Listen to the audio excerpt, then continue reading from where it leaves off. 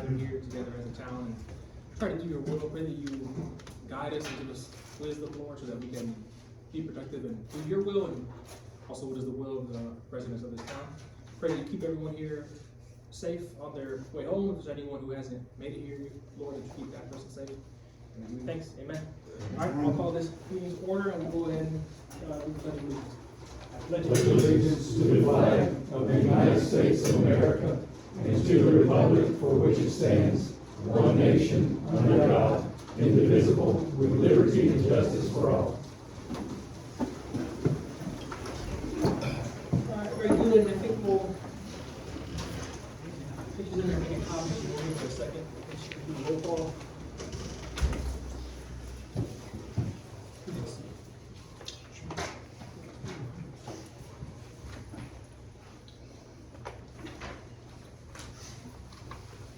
Oh, you making copies of those? Okay. What is it? Only Catherine and Steve copies Oh, of okay. the emails from last time. All right, if you're done with that, Kelly, if you could do the, oh, you got more? There's more? I gotta get my thing on. Oh, Mayor George Jacob Thomas, here, Councilmember Catherine Terry. Here. Councilmember Lonnie Harrell. here. Councilmember Monica Merritt. Here. Councilmember Bill Coon. Not here. If he's Clerk absent. Kelly, I'm here. County Attorney Rep.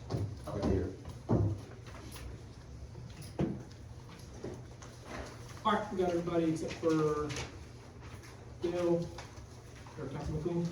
All right, additions, deletions, changes, and approval of the agenda. Mr. Chair? Yeah.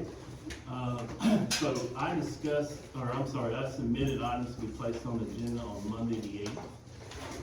Those items were denied by the acting town clerk. So those two items which I submitted were new business, the quorum of meetings, presiding officer and chairperson of town council meetings. I'd like that added to the agenda. Okay. And I would like that, be the first item of new business. Also, the second item was disposal of town property procedures. And, the lack of those items being included on the agenda, prompted me to, get this agenda, proposed agenda preparation policy, completed for the council review tonight. Possibly take action if they like, or we can delay that to another night.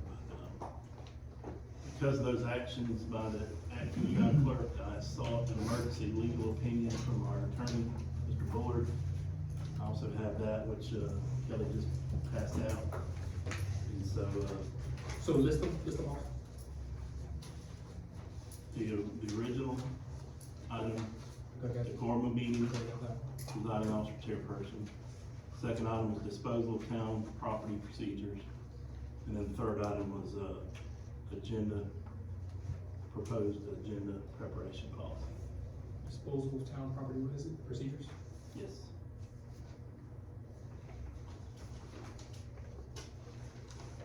And agenda policy. Yes. So what numbers are these gonna be? So you want decorum, presiding officer, maybe number one? Yes. Do we wanna let Greg, we wanna let Greg give his update first, maybe, and maybe not, Bob, just for the sake of. If you wanna make a presentation section and let him do the, presentation of the water update, that's fine with me, but under new business, I'd like the new one out of me. Okay, so we'll just make it number two, that way they can do their thing. Okay.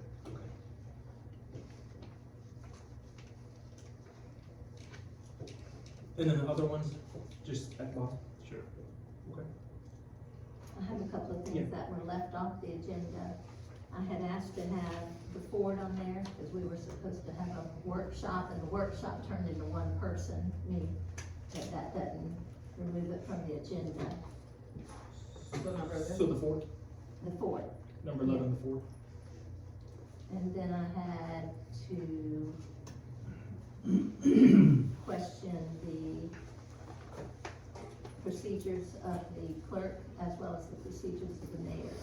And I can read it how I worded it, which I actually sent it to her twice. Okay. What, for the four, what about the four is it? Well, I'd rather discuss it with, accepting the Ford Echo donation, but I'd rather Okay. discuss it. It's not a secret or anything, but follow the agenda. And then number 12 was procedures for the clerk, and what did you say? Let me find They it. should have been read. You have it? I just heard you wrote it down.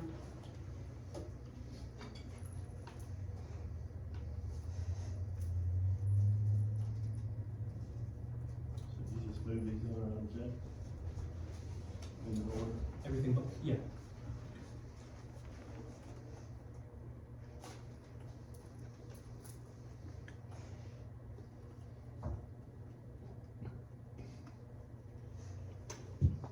Role and performance concerns of current acting town clerk. Role and performance concerns of current presiding officer. For the presiding officer one, can that be rolled up into the one that's already item number 2? You think, or, No. okay?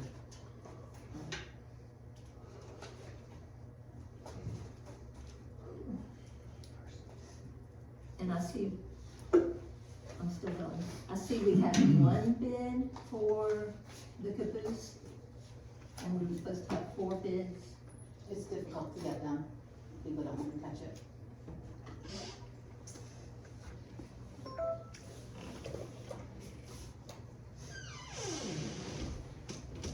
And then presiding officer, So are we at 13? I got 13 agenda items. yeah, I got that too. Jeez, so what you got? Yeah. Ms. Terry, were you adding the bids for number 14? The Or you bid, just wanna discuss that? And the bids, I'm not even sure if the bids were included, but that I was, see a bid in here from Blake. but I mean, on the agenda, let me see. It's not on the agenda, but that was one of the things that we decided in the last meeting, the November meeting, that the clerk would get 4 bids. So you wanna put that as 14? Yeah.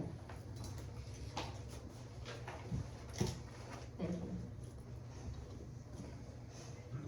Bids for the depot The and caboose. For the, just the the caboose. caboose specific. Yeah.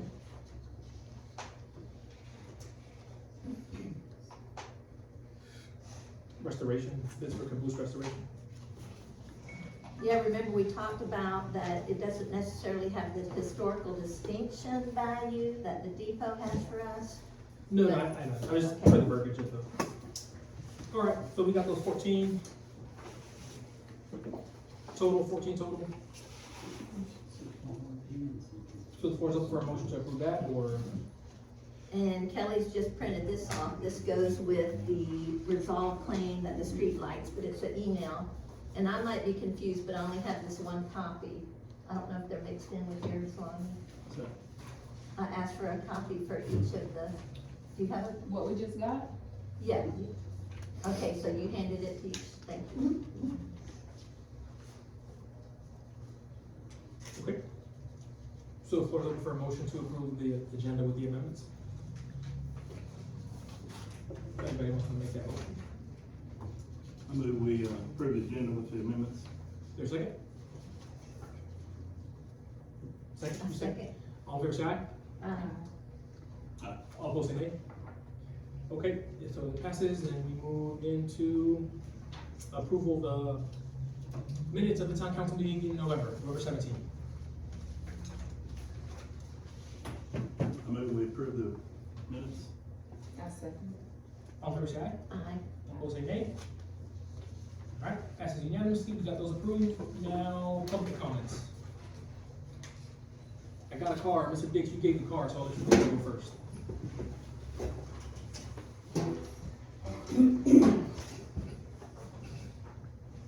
We got your name, Brad Dix, so you don't got to say it. Thank you.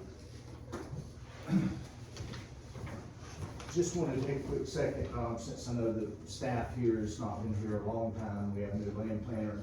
trying to do some work on our, site there on, 18 and 27, and, not getting much information, coming back from the clerk's office. I just wanted to give y'all the 5 items, we are waiting on, and, I don't know if we're being slow walked or what, but I did well talking with Mike up until, Wednesday, and I guess he talked to the clerk, said he was not, had no communication since, and some of them very, so not even any responses that they're getting my emails.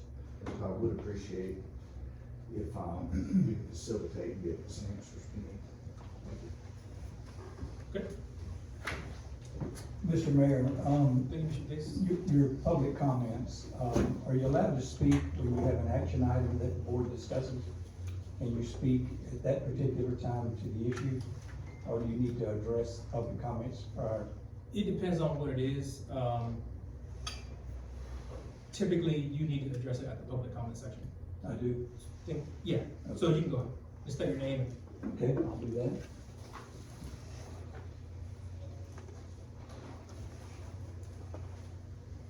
And so like, for example, if you would have had an agenda item on here about, you know, whatever, Mr. Hunter's dogs or whatever, then maybe I'd give you a chance to do that at that time. That's quite all right. Okay, well, my name is Glenn Hunter. I live at 1288 Riverside, Fort White, Florida, 32038.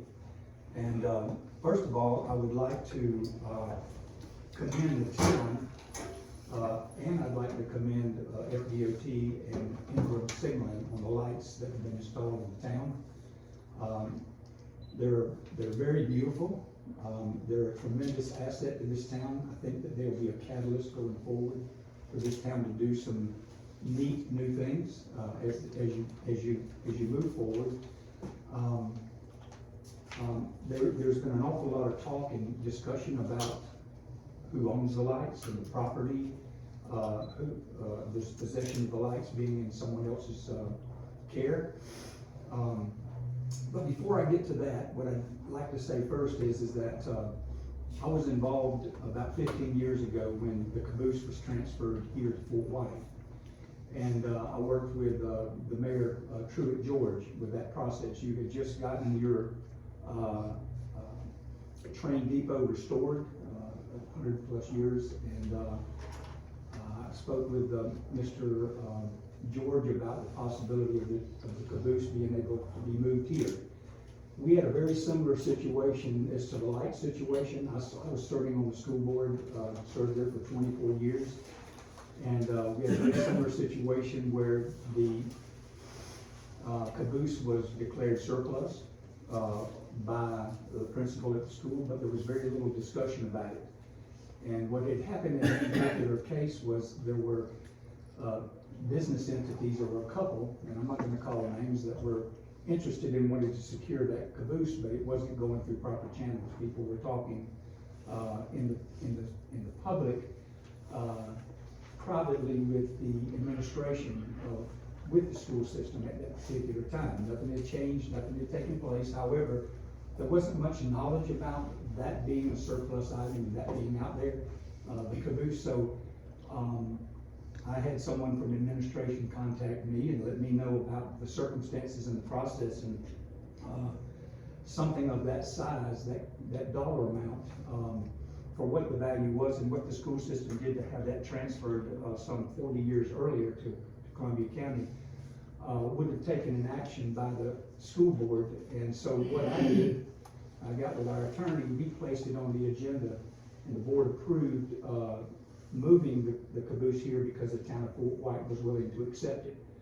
Not only that, but we had a great relationship working with the town of Columbia County commissioners. They agreed to go in and build the track, and they funded that. They gave us about $10,000 to establish, but just let me speak on this. That's why I wanted to talk on the other part. I'm gonna give you 30 more seconds. 30 more seconds, okay. Well, so at the end of the day, we were able to save the caboose. My children, 40 years ago, went through that caboose in the kindergarten center. It meant a lot to the community. What I'm trying to basically say is this dispute with the lights, I had an opportunity to call the contractor who own the lights because he paid for them. He made it very clear to me that he donated the lights to the town. He does not understand what the confusion is here. He basically said to me, you know, no good deed goes unpunished. And at the end of the day, he does not understand, it's not very pleasing to him and his company that this has happened, but at the end of the day, the opportunity for this community to expand on something that really looks nice, that's a benefit to this town, it would be the same. You could expand your corridors, your parks, the depot, would be tremendous. So, I hope we can get this resolved, but it should be a matter that is very public and brought before this board or this council, and that this council would vote to determine if that is something that could be utilized. And if you need funds to be raised, we can raise the funds to have those installed. And I'd be willing to put the first $1,000 up if that's what is necessary to do. Very good. Thank you, sir. Thank you. Okay, any other public comments? Before we move into the agenda items, going once. I just wanna say from his presentation, he had a great deal to do with the caboose. And so anytime he's here and offering information on that, it can only benefit us. Mr. Mayor, in regards to that, you made a statement about the caboose not being part of the historical part, but Mr. George called the historical people in and they approved it being on the property, so everything is square with the state of Florida as it relates to that. Mr. Chair, I've got a question. Go ahead. So are we done with the public comment section? Are we gonna have no more input from the public for the remainder of the? No, I'm gonna give the gentleman from the collective 3.5 to 4 minutes pop when we get to that, Why are we? to resolve the claim.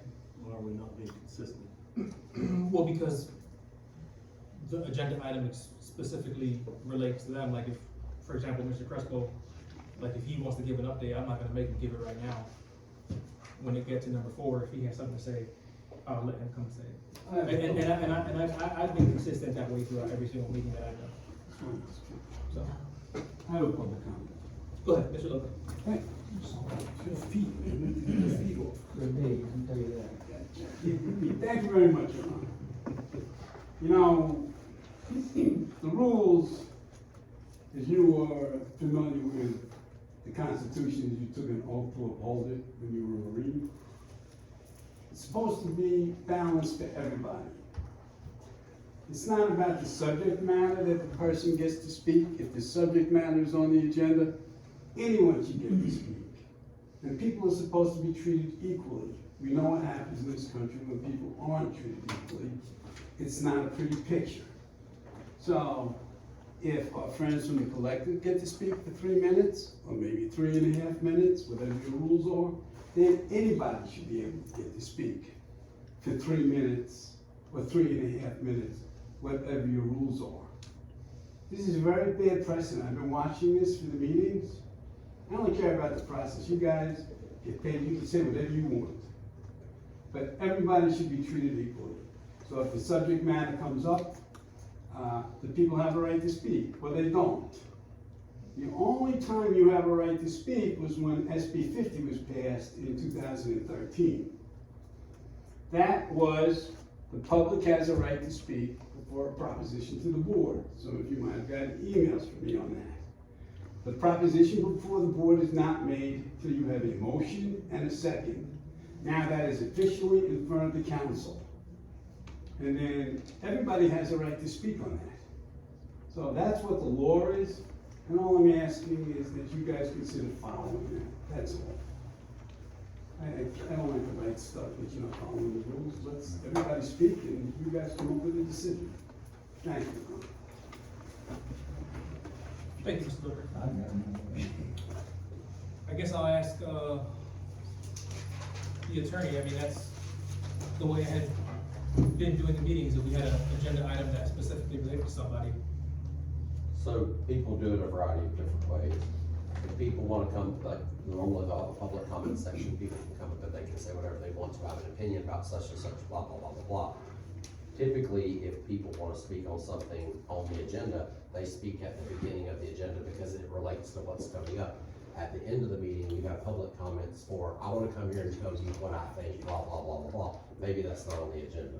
So that would be like a way to do it, cause it follows like an orderly fashion. You hear the public, there's two opportunities to be heard. You hear the public hear about stuff that's coming up, and then you hear the public at the end potentially about things that they want to say that may not be on your agenda. So, I mean, in truth, here, people sort of talk whenever. So, you know, I mean, it's a very, like people in the audience, they'll just speak out and they'll just start talking. So I don't know how the public's not being heard. Like here, it seems like there's a lot of hearing from the public as far as the general meetings go, but as long as you have a comment section for people to speak, you've got an opportunity for the public to be heard.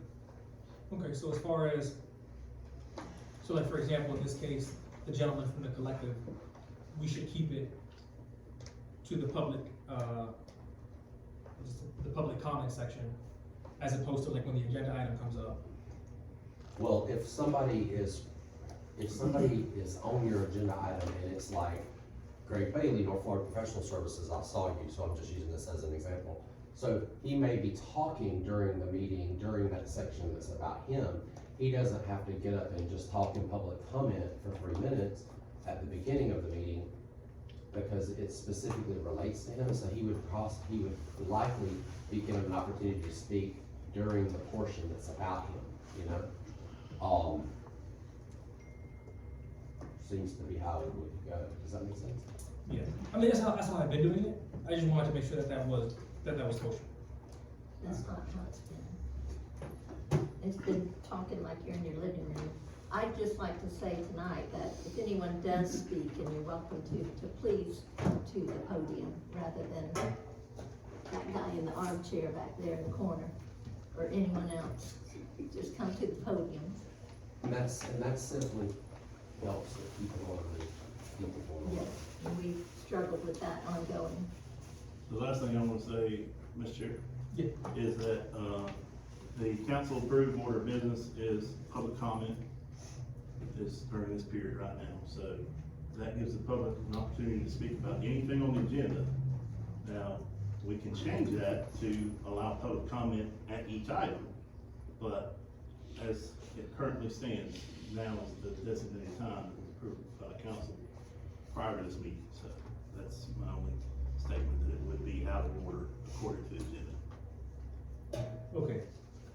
You're saying that, I think the attorney's saying it's not out of order? What is out of So- order? To allow the collective people to speak So during like- the item. If somebody from anything, anybody that wants to talk about something that's on the agenda, they want to go, they can use the public comment time. If, that's anybody, they don't have to live here. But if during the specific agenda discussion, you may afford the people to whom the agenda item is about the opportunity to speak to you during that time, because you may want to have discussion with them. Like you wouldn't confine them strictly to the public comment section, because that's not a Q&A period. That's simply someone getting up and telling you what they think, what their comments are. It's not for someone to come up and say, let me ask you this, let me ask you that, let me ask you this. That's not what public comments are. Public comments are, they tell you what's on their mind or what they think. And sometimes people get that a little turned around, and it can become inquisition-like almost. Okay, very good, thank you very much. Okay, so if that's the final public comment, we'll move on to new business. The first going once, public comment going twice. Okay, we're going to new business, and the first one is we moved it for second. Mr. Bailey, you would?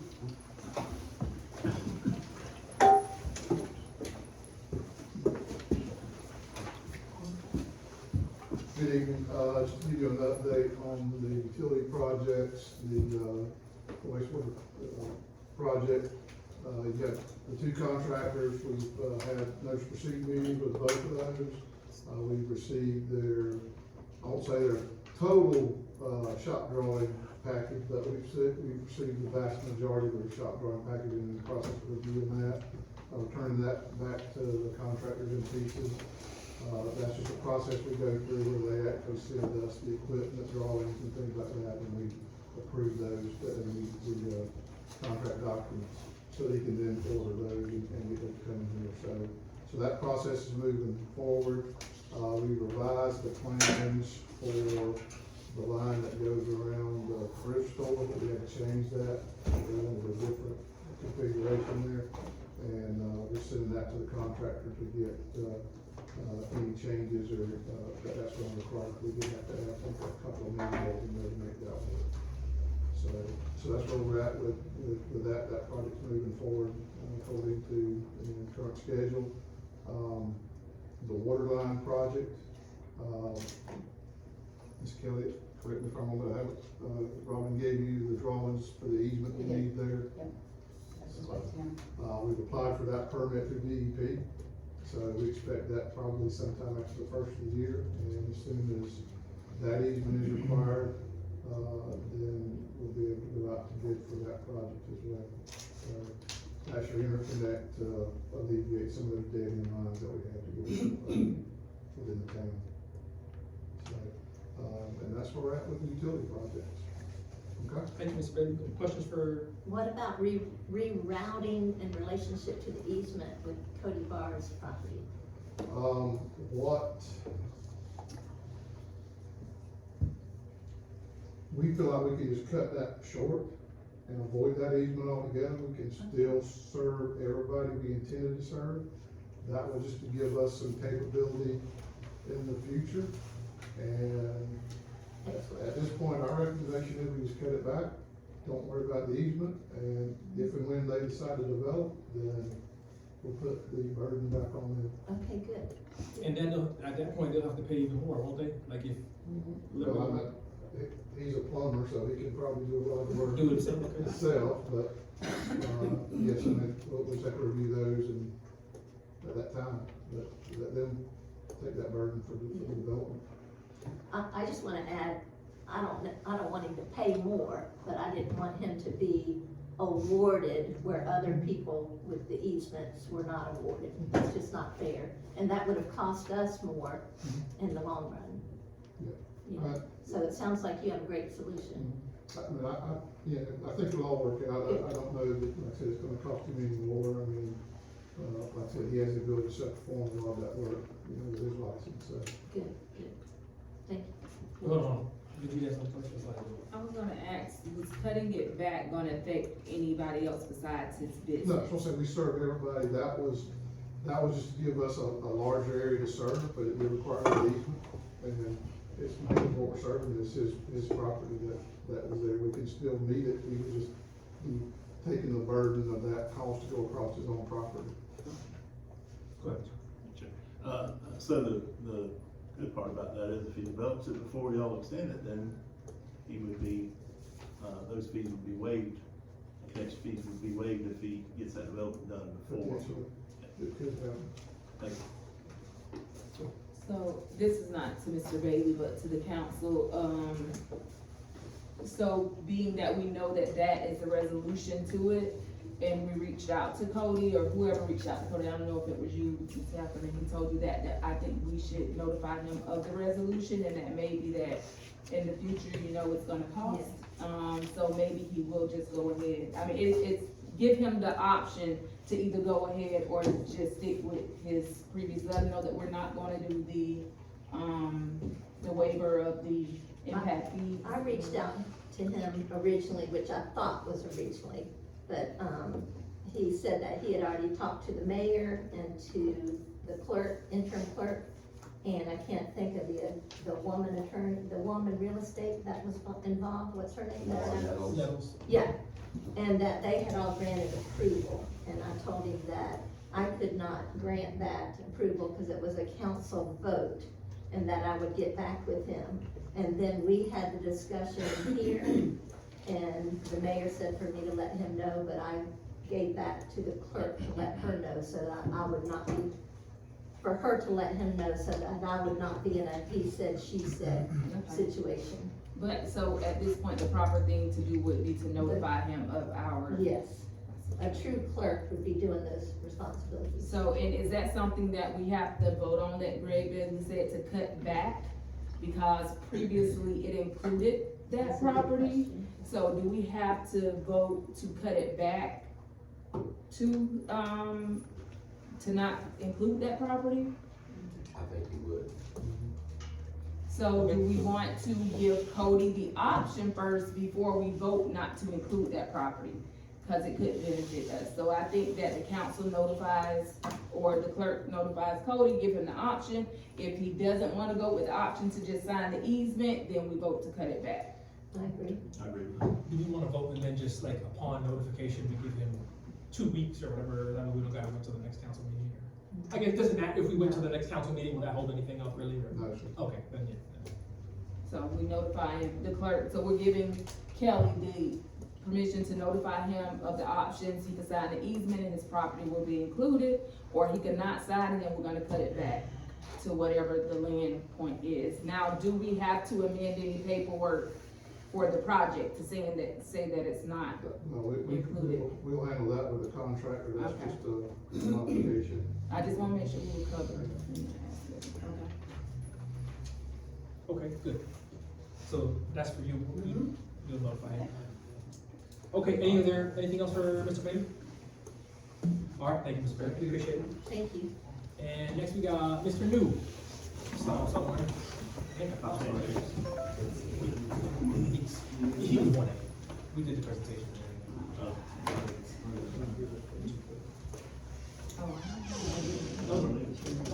I'm on the website, so.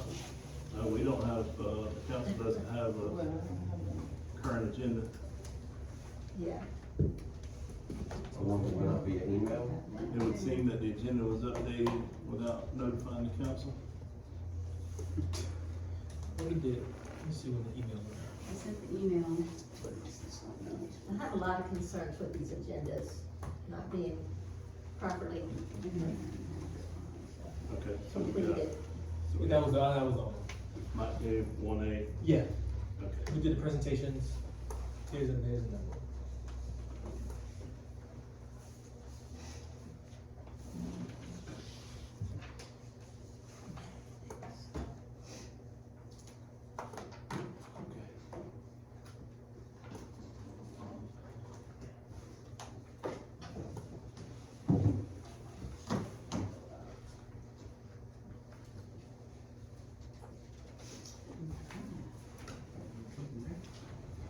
See if I can.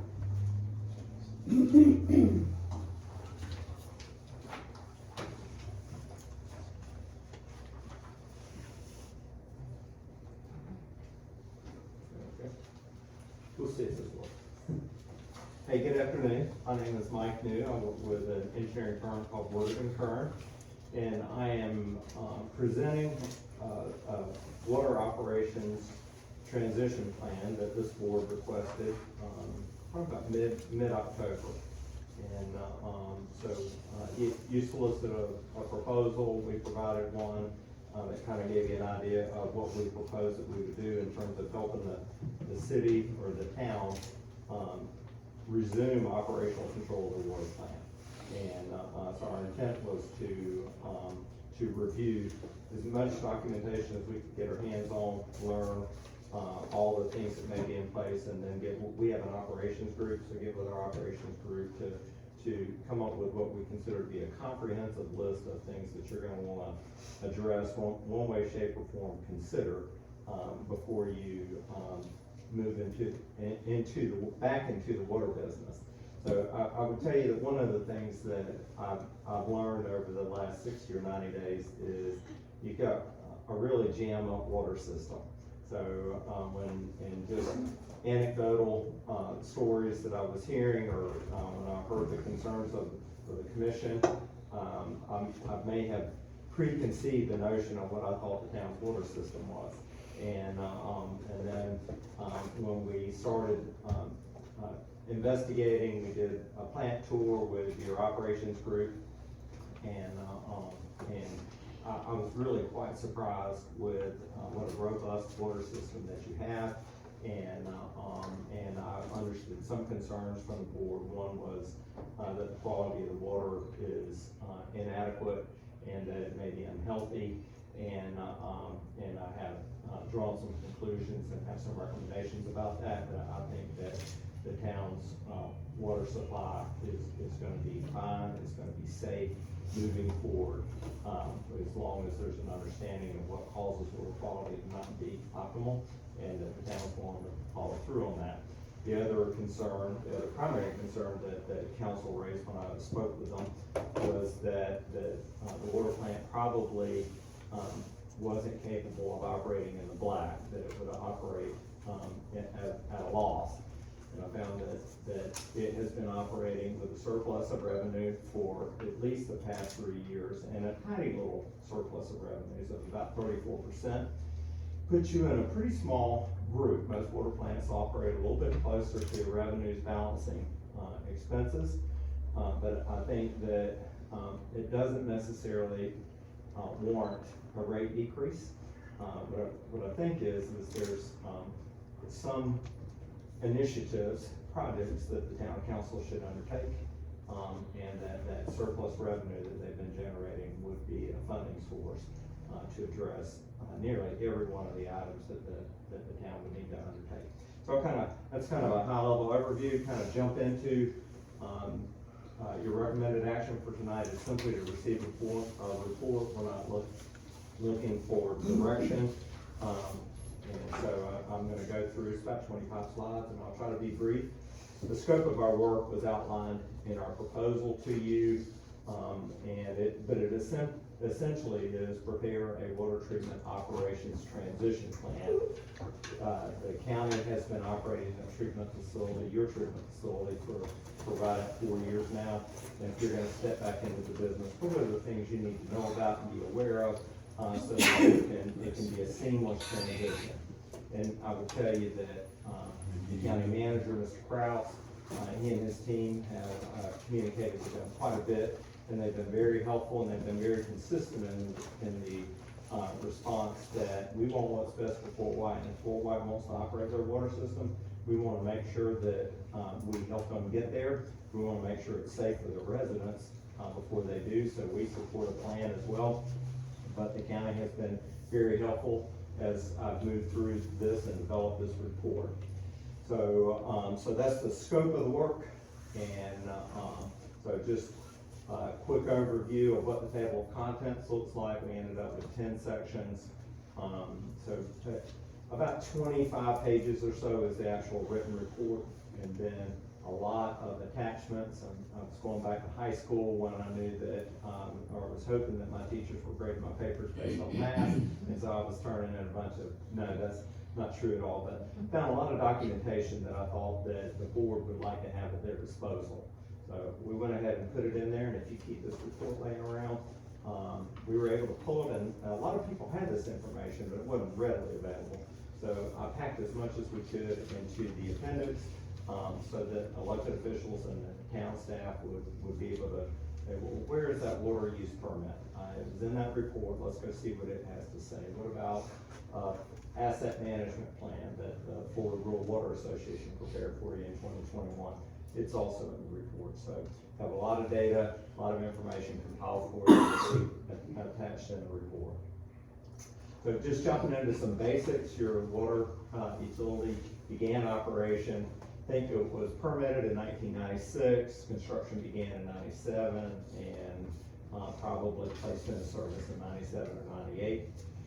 You have a permitted capacity from the Swanee River Water Management District of 92,000 gallons per day, average daily flow, and your current average daily flow is about 80,000 gallons per day, 87% of permitted capacity.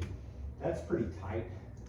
I don't think that Fort White has a high growth rate, so I don't think you're in jeopardy of being out of capacity.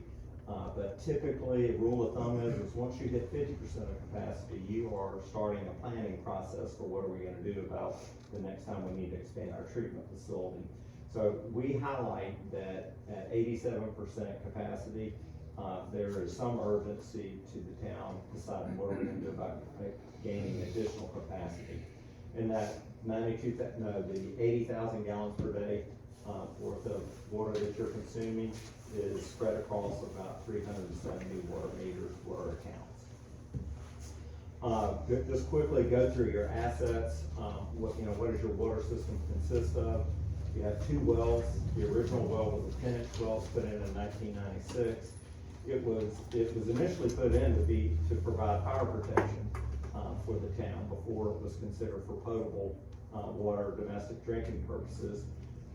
And about the time it was permitted, the town came right behind it with, we want a second well. It will be for domestic potable purposes, and we're gonna build a water plant around it. The original well did not intend to have a water plant. It's gonna be pumped straight to fire hydrants, and again, for fire protection in your community.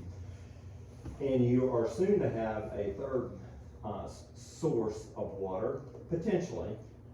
There was a water main that has been constructed to connect you to the Ellisville water system. It is completed in terms of construction. I don't think it's yet operational. So, but you'll have 2 wells and a interconnection with the Ellisville water system.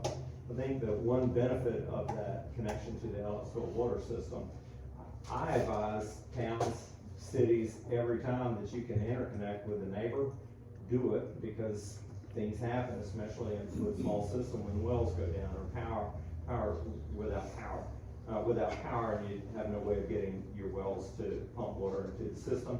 So I think that it's fortuitous that you've made that interconnection now.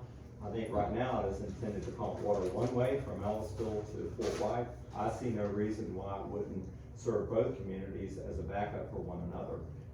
And you would be able to pump water to the Ellisville system if they ever had a need, or something like that. The other assets, green sand filtration system, and that was installed in 2014 for iron removal. So your water coming out of the ground is high in iron concentration. It gives that rusty ring that you see in your white fixtures and around town. Sometimes maybe when you flow a hydrant, it'll come out initially pretty red, and that could be concerning. Say that generally iron in water is not a primary pollutant. It's not gonna make anyone ill. It's not unhealthy, but it is unsightly, and it does stain fixtures. Stains white clothes, turns your white clothes a fine shade of yellow or light orange. And so iron removal is desirable, and you guys have it through your green sand filters. You also have granular activated filters. They're removing pollutants. That our raw water in this part of Florida, it's not your well field, it's this part of Florida, has organics in it. And when you add chlorine or other oxidants, it can convert into what they call disinfection byproducts that have been known to produce cancer in certain animals. So there are limits on what the appropriate levels of disinfection byproducts are. And historically, Fort White has flirted with those levels. There's been some exceedances, but generally it's generally quite right below them. But that second granular activated carbon filter system is what protects and keeps those protects your residents and keeps those at a low concentration. The one thing I want to point out about both the green sand filtration and the granular activated carbon is the material in them eventually gets full of whatever it's removing, and it has to be replaced, and that hasn't been happening. And I would tell you, it's just as important as any other maintenance that happens at that water plant. It's just as important as changing the oil in your vehicle. If you don't change it, the good things aren't gonna happen, and eventually, you're not gonna be removing any pollutants at all with this filtration system. Now, it's pretty expensive to replace it. It's $50,000 to $100,000 to replace the media in either one of those filter units. And with the granular activated carbon, those might be replaced once a year or every other year. So there's some frequency to that. But my recommendation is identify the required maintenance of that water plant, identify and the frequency with which you're gonna do it and the total cost, and then annualize it and say, we have to do $500,000 worth of maintenance every 10 years. And so we're gonna set aside $50,000 a year into a savings account that you will identify. And then when it's time to replace any one of those things, you have a funding source sitting over there. You also have 2 100,000 gallon water storage tanks that you see over there. They are in need of, inspection. They're required periodically to be inspected and a report submitted to the state. It's very routine, and yours is exhibiting some signs of corrosion, but, that you're required by permit that you get a professional engineer in there, do a structural evaluation and submit that report to the Water Management District. That is in your task list. Your to-do list is contract with a consulting engineer and get that report submitted to, the appropriate regulatory authority. Other assets include, you have 3 high service pumps. Great little high service pump room. You have 2 smaller pumps that pump at about 200 gallons per minute, and they meet your daily demands, water demands by your residents every day. They have variable speed drive. That is a nice little extra feature. The typical water plant would have a constant speed drive, and you have pressure variations. With these variable frequency drives, that you're able to maintain a system pressure much better than a typical water plant of this size. Your third pump is a 1000 MGD pump. It's for when you have a fire event. You get low enough pressure in your system, and that third pump's gonna kick on, and it pumps water at, like I said, 1000 gallons per minute to help your fire department, the local fire department, deal with any catastrophic fire events. You also have a disinfection system where you use sodium hypochlorite, which is the same liquid as bleach that you use in your washing machine every day. It's the same liquid you pour into your pool to disinfect that. And you guys are using a process where you combine sodium hypochlorite and ammonium hydroxide to help keep those disinfection byproducts lower. It's called chloramines, and those chloramines are less likely to produce high levels of disinfection byproducts. You also add a corrosion inhibitor to keep the, to inhibit the water from wanting to corrode your pipes and produce more red iron and rust color in the finished product. Last couple slides on what your assets are. You have a hydrodynamic tank. We've heard some discussion about that because it was replaced recently. It also helps you with equalizing the pressure. So in addition to variable speed pumps, you have the hydrodynamic tank. And again, that's about as solid a system for maintaining system pressure for your water system as any community would have, even a large community like Gainesville or the city of Jacksonville. Finally, you have an auxiliary generator as required by law with automatic switchgear. So if you lose power for any reason, this generator will come online and continue to power your water facilities. That and the hydro tank are both newer facilities. They're less than 5 years old each. The last report on this is part of your water system assets, but not at your water plant. You have about 50 fire hydrants in your community. And you have some mapping, but I did not go through the exercise of calculating how many feet of each size water main that you have. But I would tell you that the value of your water plant to you today, if you do a evaluation of that water plant, is going to be $2-3 million. The value of your piping assets are higher than that. The real money in a water system is typically the underground piping, the miles and miles of underground piping. And I think you guys saw it recently when you bid for a wastewater plant. The wastewater plant bids came in at about $4 million, and the collection system, the piping network, and the pump stations to get the sewage to your wastewater plant is about double that at $7 million, and that's phase 1, correct? Phase 1. So at the end of the day, the actual physical facilities where you're doing treatment is less than 50% of the value of your entire system. It's probably closer to 20 to 25% of the value of the entire system. Schematic of how a molecule of water goes from underground to Miss Terry's water meter, through her water meter and into her kitchen. Right there at your treatment plant. Again, to me, it helps your team.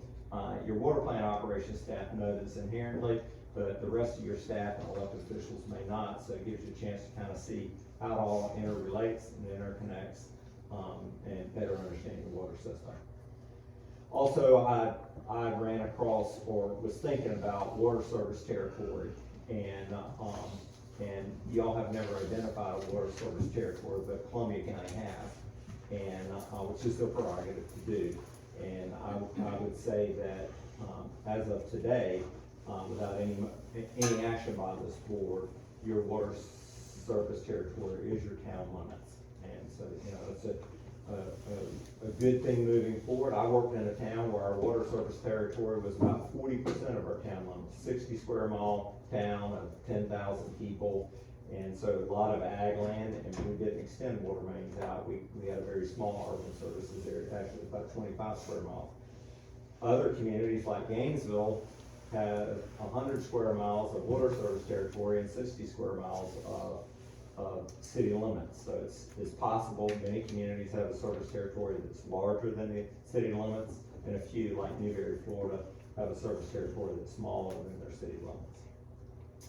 You are authorized by your charter to allow other utility providers within your city limits, but per your charter, they have to be approved to provide that service with the through the town council and adopted by ordinance. Water system revenues and expenses. We took a quick look at this just to give the commission an idea, because it had lots of questions when I first was speaking with you about whether there was sufficient revenue generated. We looked at a 3-year revenue budget versus a 3-year expense budget. On average, your revenues produced are about $280,000 annually, and your expenses are a little less than $200,000. So it's about a third, 33% revenue over expenses. And so I didn't look at your rates and say that your rates are high or low necessarily, but I do say that at your current rates, your revenues are sufficient to cover your expenses, and actually they're sufficient to cover additional expenses that our recommendation is that the town undertake to improve the quality of water that's coming out of the treatment facility. The North Florida Regional Utilities Board had begun work on a budget, and we were able to get a copy of that. I would not characterize that this was going to be their final budget, but it affirms what we were seeing from Columbia County. They had projected revenues in the $335,000 a year range.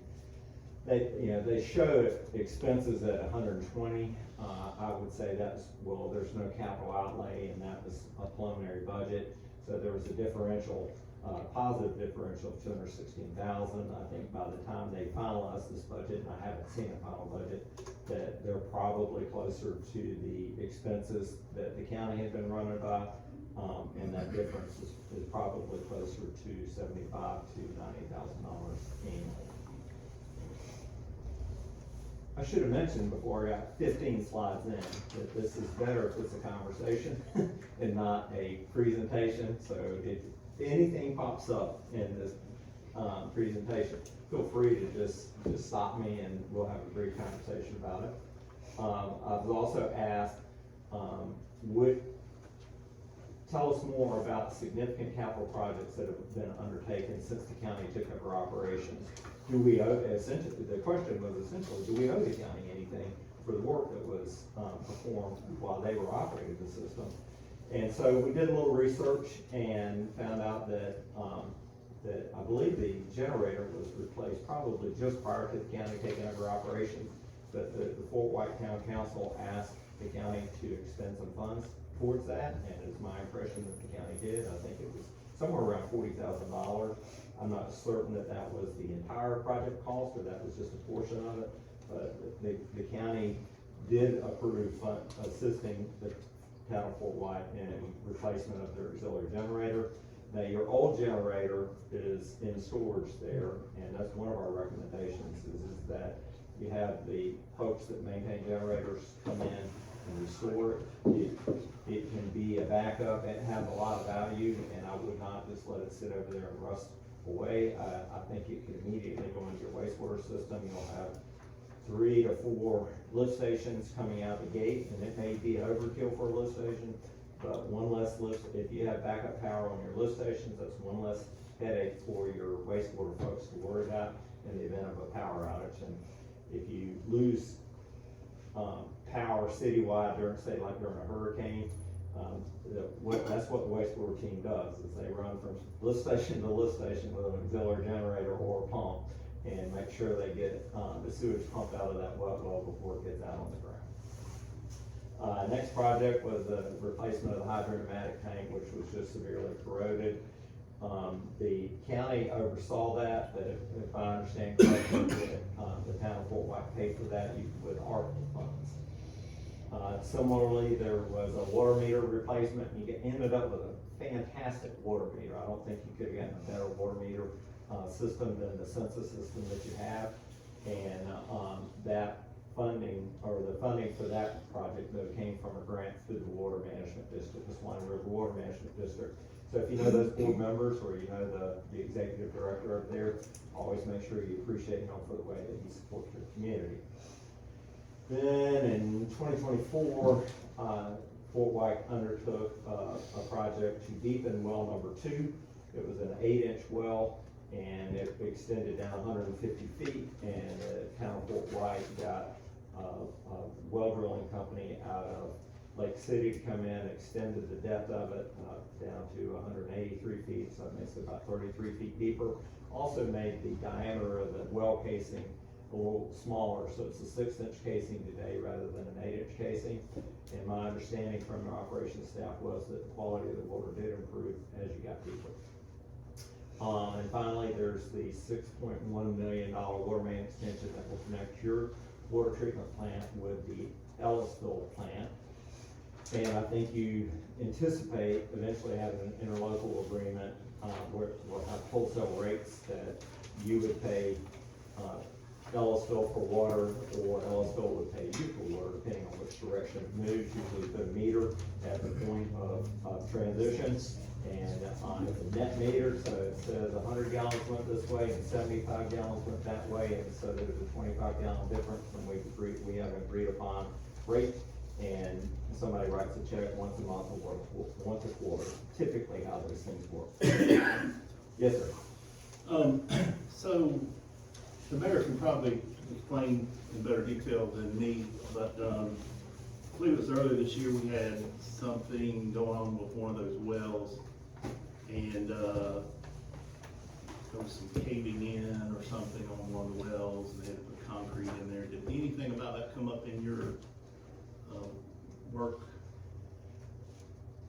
It did not, but if I had to guess, it was the well number 2 that you deepened, and that, when you have a casing that goes down a certain amount of depth, and then they continue to drill below the casing, and actually your pump head goes below the casing, and it sits in the Florida aquifer. And, so probably it was sloughing off, maybe from pumping too hard, or maybe just because it was a fresh demand that part of the aquifer acted.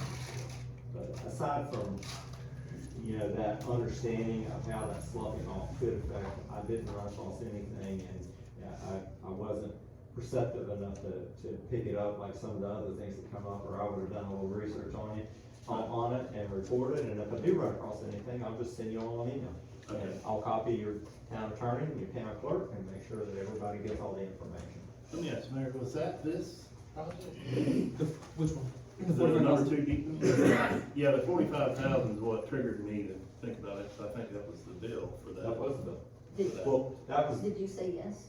Cause I remember Connie's, that's when Connie was still here, That's- she explained it. That's, yeah, But I that's said yes to his question. and I may have understood the intent for that. I was under the impression the intent was, we wanna go deeper because we think there's a higher quality of water. Exactly. And the well driller understood that we can do that. We can extend the casing down, but we can't extend an 8-inch casing down. We're gonna slope line up with a 6-inch casing, went down 33 no feet. Hold on, Mr. McGuire, hold this. I don't know what happened, sorry. So anyhow, thank you, I appreciate it. Absolutely. That number was, seemed like a similar number to that, and so that would not have caused any detriment to the well itself. It potentially could have. but it seems like today, your water operations staff report that the water quality out of well number 2 is better than it was before it was deepened, and it's better than the water quality coming out of well number 1. Good, thank you. So in addition to creating a to-do list, a task list, and that takes up 4 or 5 pages, but it's not, we double spaced and we try to be elaborate with text to make sure it was clear even for someone not in the water industry. We made a water system project recommendation. And I will tell you that we came up with about 22, 23 projects. Had a pretty good team from Woodard and Curran on this. It wasn't just me throughout this. We had several other staff members with more experience in water systems than I do. But this list, and when I saw the length of it, I got to think, well, that's potentially intimidating, and really, our estimation was it shouldn't be. So we developed estimated costs for each of these, and then I ran a tab of accumulated costs, so that if the board is thinking about, we have 50,000 available, we could come right down and we could do the first 3 of these projects, or if we have 100,000 available, we could do the first 6 of these projects. So there's about a paragraph worth of description for each of these, but I mentioned you have a new meter system, meter reading system, meters, you have new meters, but the data collectors you don't have, and you're gonna need that data collector before you take over operations, otherwise it's gonna be a little bit of chaos when it comes time to transmit those first bills. Also, strongly recommend, and the meter vendor can help you with that. They have the materials, they provided a proposal, it's in the back of the report for you to see. They'll get the collection devices and help you get the interface so that you can get it into your billing system for them. It's a very robust system. It's the one that I've used for the last 20 years of my career. I get great customer support out of them. They provide a meter data cloud storage service, and that there's no upfront cost, but there's an annual cost that you need to include in your water system budget. You need your billing software is manufactured by GovTech, and so to get to the most current version of that is a $25,000 expense for the town. The next is a safety item, and we try to get all the safety items as a top priority, because they should be, that your number 1 priority should be making sure we have a safe workspace. And so there's some stairs that need to be replaced, and the structural inspection on 3 water storage tanks. Those are the 2 100,000 gallon tanks and the 10,000 gallon tank. The inspection is the less expensive part. Then there's a painting that comes after the inspection. If the inspection says they just need to be painted, painting on steel tanks can get pretty expensive. And then we recommend that you replace the green sand filter media, and fix the controllers. Those things are set to run in the automatic, but the automatic has been bypassed, and now they're run manually. I think your operator knows how to do that very well, but it's been bypassed long enough that we have upgraded in technology, and you just need new PLCs. So the manufacturer has indicated that it's about $25,000 per unit for them to come and get them installed and working properly. And then you also, yes, sir, did you? I was gonna ask you, and the downside to bypassing those green sand filters? It simply means that somebody gotta remember to get them backwash. You know, as I mentioned, they absorb so much in the way of pollutants, and then they won't absorb anymore, and pollutants just pass right through them. So when you do the backwash procedure, that replenishes them, and they're ready to take on more pollutants. But if you skip the bypass, if you don't do the bypass, the backwash when it's intended, then there'll be a period of time where those pollutants are passing through. Now, that's not catastrophic, but yeah, it's a system that was designed and developed to operate automatically, and generally, and the reason that we do that is because human error. You may have a water leak on the other side of town, and it's Friday at lunchtime, and rather than backwash your filters manually, your team goes out there, handles that water leak, and then the next thing you know, it's Monday, and it's a crazy Monday, and now we're a week, and we haven't backwashed that filter. So keeping things in automatic, and generally when you're operating utility systems, the more that you don't have to remember to do, the more stuff that is programmed to come up sequentially when it's supposed to do, the better off, the less chances you're gonna have with some sort of operator error, because all of us, the best of operators, do fail, and happens time and again, and so we try to design the system so that the operator doesn't have to remember every little detail of this thing. Thank you. Yes, sir. So sandblast and repaint a couple of water storage tanks, and you'll see down a little bit further, we've just said replace the tanks, because they have seen some better days, and I'm not suggesting that they can't be sandblasted and repainted, but at some point, the town of Fort White is gonna have to consider, replacing those tanks, and we recommend going with, a concrete, they're called Crom tanks, because a company called Crom out of Gainesville kind of developed the industry. You've all seen them on the side of the highway, they're these concrete domed tanks, and, those last forever, essentially. Don't have to be sandblasted, well, the outsides have to be repainted with latex, but I could get out there and handle that paint job, and I can't sandblast and repaint a steel tank to save my life. So, so those are some of the recommendations, and I don't really intend to take you through them all, but, because we've written a little bit about them all. But I would see that, you know, as you get down to the bottom, you're like, well, Mike, you come up with $7 million worth of projects, and certainly we don't have that type of surplus revenue. And we understand that. I'd say that, the ones with the stars are the multi-million-dollar projects. They're long-term projects. They're also the type of projects that you undertake when a new development comes to town, or when or through a legislative appropriation, or grant opportunity comes around. We just had, 20 communities in the state of Florida, secure, and I'll get this right, $500 million in funding that's related to, Hurricane Helene that came through. And one of those, was Archer, Florida, received about $41 million. High Springs has secured $20 million for a new water system. So that's when you make application for those types of projects, when there's a really good funding pool, grant opportunity. But I think the rest of the 19 projects, I think that you have, your revenues today are sufficient to afford them over time. And you could either do a couple a year and pay cash for it out of your revenue, or you could decide you want to do them all at once, and if you go get a short-term, well, not a short-term loan, get a loan through the state of Florida. It'd be a very low interest loan, probably less than 1%. Occasionally I see them at 0%, and then you just make an annual payment over 10 or 20 years to the state of Florida. It is especially geared for communities like Fort White, and through the Department of Environmental Protection. And then finally, I'm gonna kind of close with a little bit about water rates.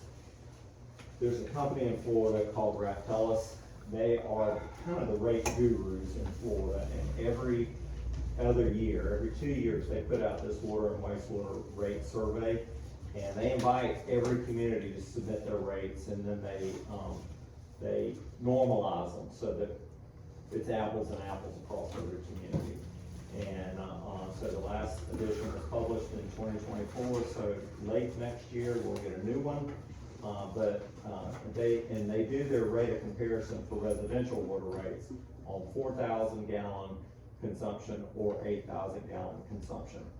I haven't looked specifically at Fort White, but I can almost guarantee that your average customer, your average residential customer is averaging somewhere between 6,500 and 7,000 gallons per month. And, because that's just what we do in North Central Florida, and I've seen a lot of that data. So this 4,000 is a little lower than your average consumer, but it's that basic, life needs volume of water. You know, if you, just to be healthy, I need that much water coming into my residence so that I can shower and so that I can have fresh drinking water.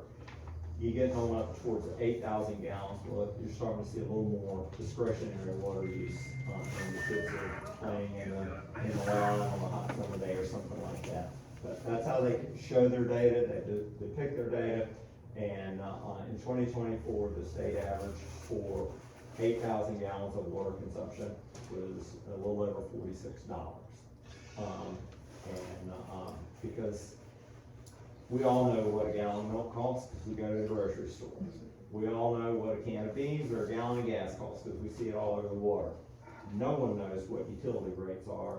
They know their bill's high, or they believe their bill's high, but they don't know what their neighbors are paying for utilities. And so this water rate, study, and I carry it around with me when I'm in city council meetings all the time. It is really kind of the Bible on, okay, this is what everybody is paying, because you'll get lots of folks telling you, and you probably already do, that, my brother-in-law lives in some other community, and they don't have to pay near this much for utilities. I've heard it my entire career. So, I did just kind of do, a little bit of a peer comparison, for your neighbors, that shows, there's the solid line that shows the state average. And then we have Alachua, Lake City, High Springs, Newberry, and Fort White. So you're of that peer group, you're the highest, but you're just above state average, so you're not out of the game. And I would say another small city, same number of meters, same number of residents that I work with is Micanopy. And I should have put them on this list, because they're floating up there about $59 a month, for their water system, and they're just now funding the improvements. We're putting in green sand filters, and we're putting in granular activated carbon filters. Exactly what you have is what we're putting into their water plant. So you're a little higher than average, and a little higher than your peers, but nothing alarming. And as I mentioned, you have a revenue surplus, but our recommendation is we don't immediately rush to, we need to lower our rates. I'd say if anything, we recommend that you just freeze your rates until the average comes up. An average community, on average, communities raise their water rates by 2 to 3%. The Public Service Commission for the state of Florida produces an annual price index, comes out in April of every year. And, they'll tell you that this is the cost adjustment, price index adjustment for water and wastewater utilities in the state of Florida. They don't regulate you because you're a town, a municipality, but a privately operated water system, they will allow them to raise their rates by that percentage, 3%, without any rate hearing. Just, you can do it. And so a lot of municipalities in the state of Florida have began recommending to their boards, hey, this is just allowing us to keep up with inflation. We're not getting any more revenue here, or relative revenue here. So that's something to look at. It's a price index, comes from the Public Service Commission every year, and if we maintain a relationship, usually when I find it in April, I disseminate it to all the folks that I'm working with, and say, hey, this is what Florida published this year, and as you move through the budget process, something you want to keep in the back of your mind, whether you decide to raise the rates or not. And, doing that. And then, here's probably something worth discussing. So these are Fort White's rates, and they were most recently amended in 2023 by the Columbia County Commission.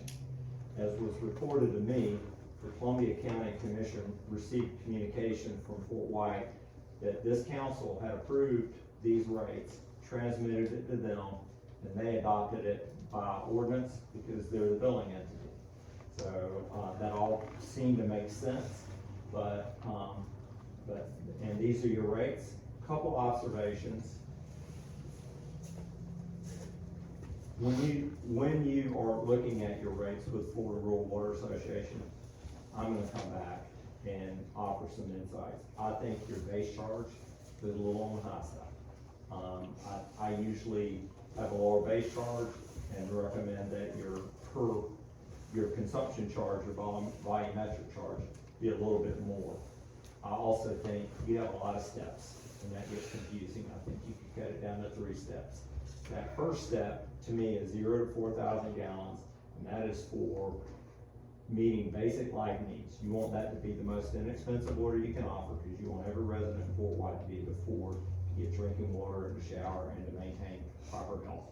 Then that second tier is typically where you start to have more discriminatory water use, and then the third tier is, hey, if you're using that much water, you're willing to pay for it. And it'll hurt a little bit. So, so here are your rates. I would say that typically the gaps between the tiers should be larger. Because I think when you go from 436 per thousand gallons to 456 per thousand gallons, and someone's only using maybe 1,000 gallons or 2,000 more, wants a 20-cent increase on their bill, that's not sending any signals to them that, hey, you should conserve water. And then I would also note that, I'm not really familiar with the concept that commercial water rates are significantly higher than residential water rates. And I would, recommend to the council that whenever they're doing their next set of rate, evaluation, that they take a look at their commercial rates and consider, that they shouldn't be so vastly different than their residential rates. There's not a lot of data to support why it should be that way. Yes, sir. Another question I have, with a sewer right around the corner, is it common for a new sewage system to promote conservation of water? Because they're paying for it to be processed? I would say that there is some commonality to it, where sewer faces the same tiered rates that wastewater, but I can't come up with a scientific reason for that. Is so when I'm leading commissions on rate making, I don't recommend conservation rates for wastewater. One, you use the exact same water meter to read to determine what someone's wastewater consumption is. You're not going to have a bunch of wastewater meters out there. It's the water meter going in the house is the one that you use to determine how much is coming out of the house. So I think you promote conservation with the water system, and the wastewater system, it is what it is.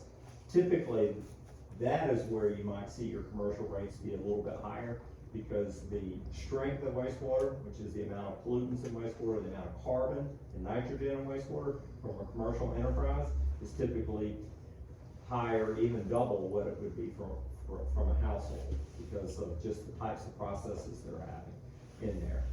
So, so when you get ready to set your wastewater rates, and it should be within the next year, because you got a little over a year's worth of construction to go, and I think you should have your wastewater rates and a wastewater ordinance in place, probably within the next 6 months. And so a recommendation here, though, very strong recommendation. Getting your water rates properly adopted is really important. And so since the last time your rates were adopted was by the Columbia County Board of Commissioners, I was at your direction, I would recommend that you adopt an ordinance, 2 readings, affirming your current rates. Don't change them. But there's a public notice requirement. You have to send a mailer to every resident. If you do it any other way, it won't work. Send a mailer and say, we're gonna have a public hearing, and we're gonna adopt the same water rates that you've been paying for the last 3 years. And then go through those processes, so that, if you go on your website today, the water rates that you publish there are not what you're charging, or not what the county's charging. The county's charging the appropriate amount, it's what you ask them to charge, but your water rates on your website don't reflect it. And there was a lot of head scratching when we were trying to calculate, well, what are their rates? And we immediately jumped in and trying to calculate the rates, and David Krause came to the rescue with he knew the backstory, because he had been there the whole time. So that recommendation is a strong recommendation regarding what I believe you should do with your water rates. And we're close to the very end, so do you have any questions? I do. Before you said that, ask questions during the presentation. So what would a commercial car wash or a commercial laundromat do to our capacity? We recently had someone indicate that they were wanting to do some development in the town, and they held off on it because we didn't have central water and sewage in that area. There may be water, but they were holding on to their sewage. Well, one, those types of car washes can go to some sort of a drain field if they want. I can think of half a dozen around. Most anytime you see a rural car wash, they have some sort of a treatment system. They're permitted by the state, so we're not polluting, but they have some sort of a drain field system. On your water, I mean, it would depend on the use, but I would anticipate that a car wash would use more than your typical residence. So typically in the industry, we base everything on what an equivalent residential use would be. So when we talk commercial, McDonald's comes in, and well, they wanna site a new McDonald's in Fort White, and everybody's pretty excited about that. And they said, well, we're gonna need a 1.5 inch meter, and you're gonna say, well, how do we know, one, that works, and how much to charge you for it? And then your consultant is gonna say, well, we can calculate how many equivalent residential units, ERUs. We can calculate how many equivalent residential units that McDonald's will be with a 1.5 inch meter, and then and say it's 25 residential units. So you'll charge them 25 times what you would charge a homeowner. So everything in terms of the billing on metering is compared to equivalent residential units.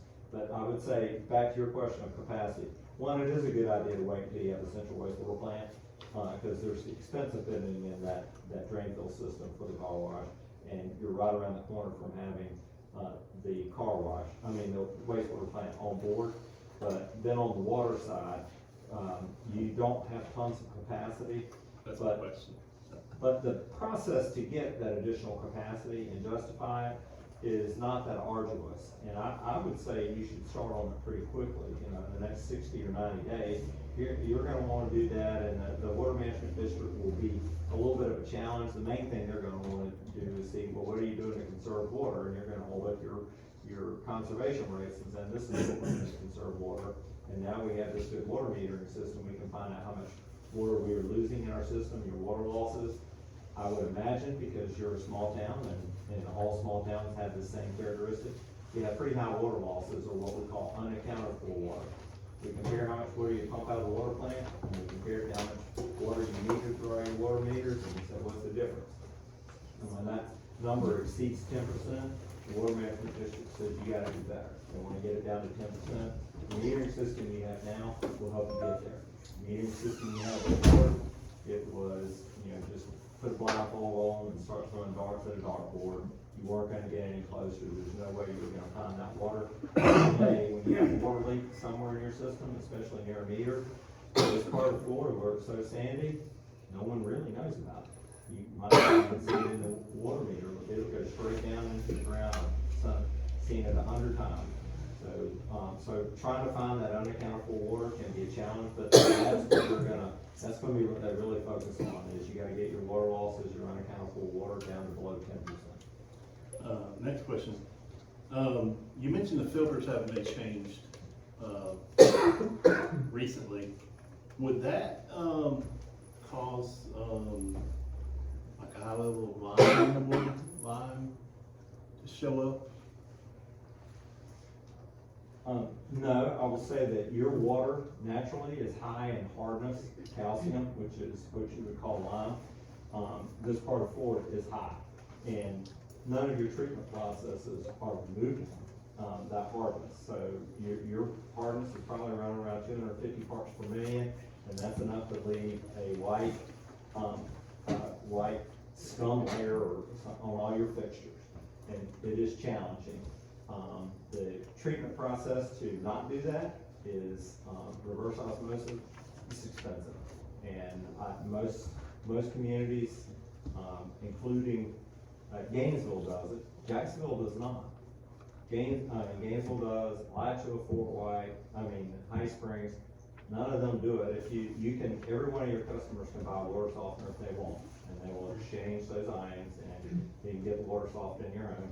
I'm guilty. I have a water softener because I got tired of trying to keep up with the calcium line bill for all of our fixtures. The reason I ask that is because not long ago we got a dishwasher and our glasses were crystal clear for several months, I mean, probably 9 months, a year, and all of a sudden they start getting cloudy, so I didn't know if that could be due to the filters not being changed. Possibly, it's not, those filters aren't designed to remove calcium, but I'm not suggesting that there's not some benefit, it's just not your go-to. Right. Next question is, one of the, options that we have to look at is the, Ellisville, water line, which you mentioned. And so, if we were to look at that option and we purchase water, say wholesale from Ellisville, would that solve all our problems as far as, the capital outlay and stuff like that? Because we're just getting water pumped into our system, or we still have a financial, expense for, maintaining our lines, and what would, involve our pumps and tanks and all that stuff? Well, the processes that would be eliminated would be the green sand filters and the granular activated carbon filters. That connects just downstream of that. That connection's already in place, and it's just downstream. I would imagine that their raw water quality is similar to yours, with respect to hardness, with respect to iron, with respect to organics. It's a newer system, it's 10 years old. I'm not sure what treatment they have over there, so they may be removing some of those things. But that's a cost benefit analysis. Figure out what are we paying them for water, and what does it cost us on a per gallon basis for this, these filter medias to be replaced. And you do the math and you make the decision that's most cost effective for your residents.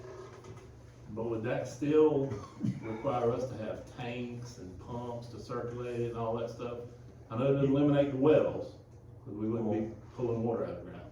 It would eliminate them on a daily basis. We would recommend that you don't eliminate your wells, but keep them in service. It will allow you to, those two blue units that I showed you that are filter units, those are the only two that you would get away from. The storage tanks, the high service pumps, the hydropneumatic tank, all of those other assets would remain in service, and they'd still cost you mostly energy. Your chemical addition would go down some, but I think you're currently using maybe $20,000 a year in chemicals. Your chemical use is pretty low as it is today.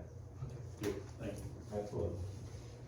Any other questions? I know I'm starting to run long up here, and I'm about to get back to recommended action. Just the next steps, and I won't dwell on these, but to initiate or complete the to-do list. If you wanted to discuss this in detail about, we think we're gonna move forward with some alternatives, and we'd just like to have a more candid conversation that's not me preaching at you. This is Q&A, and we're drilling down. Be happy to return and do that at the appropriate time. We know that we've checked off almost every item on our list. We're gonna notice Columbia County. You need to take care of that. You need to adopt your wastewater ordinance, and that's just anticipating your wastewater system coming online. And you need to issue a solicitation for an O&M contractor for water and wastewater, which is kind of how I got introduced to Fort White. We're building a wastewater system, and we'd like to have your firm look at operating our treatment facility. So that concludes our presentation. I really appreciate your patience as I went through all of this. Thank you, Mr. Newman. Thank you. Appreciate it.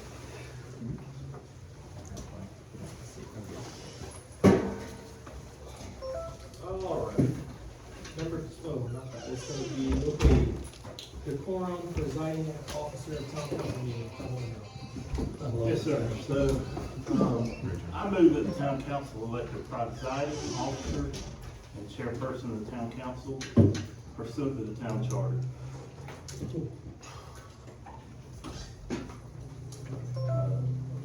My thoughts on that are, under the town of Fort White charter, the town council is authorized to elect its presiding officer and chairperson, and the charter does not establish a fixed term for that position. Accordingly, the council retains discretion to elect a new presiding officer when it determines such action is necessary to promote orderly, fair, and effective and efficient conduct of meetings The council has a duty to determine if a change in presiding officer is appropriate to address concerns related to maintaining order and consistency during meetings, ensuring neutral and even-handed application of procedural rules, preventing statements or representations made on behalf of other council members or absent persons without authorization, and preserving the integrity and decorum of council meetings. This action is taken as a matter of internal governance and procedure and is intended to support the effective conduct of public business. No, I'm saying who do you nominate? Like who your motion is for who? Is the floor open for nominations? May I ask a question? Yeah. How does this, and this will be an order question, in Article 3, Article 2 of your charter, the town council, in section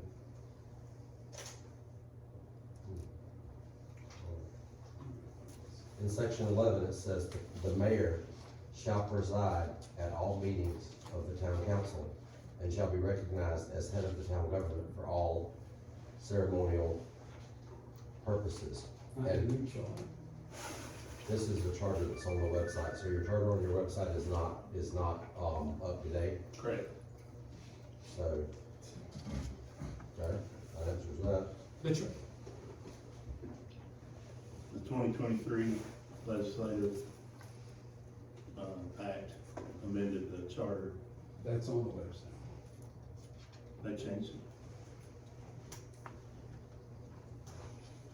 Wait, hold on. Let me double check this.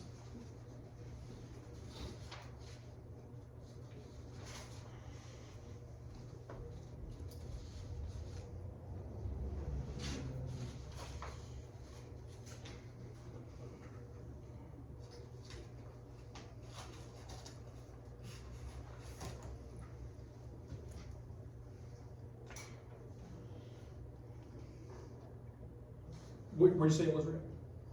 I was looking at, it looked like Article 2, and what was on your site, I've gone to a different, source now, but the,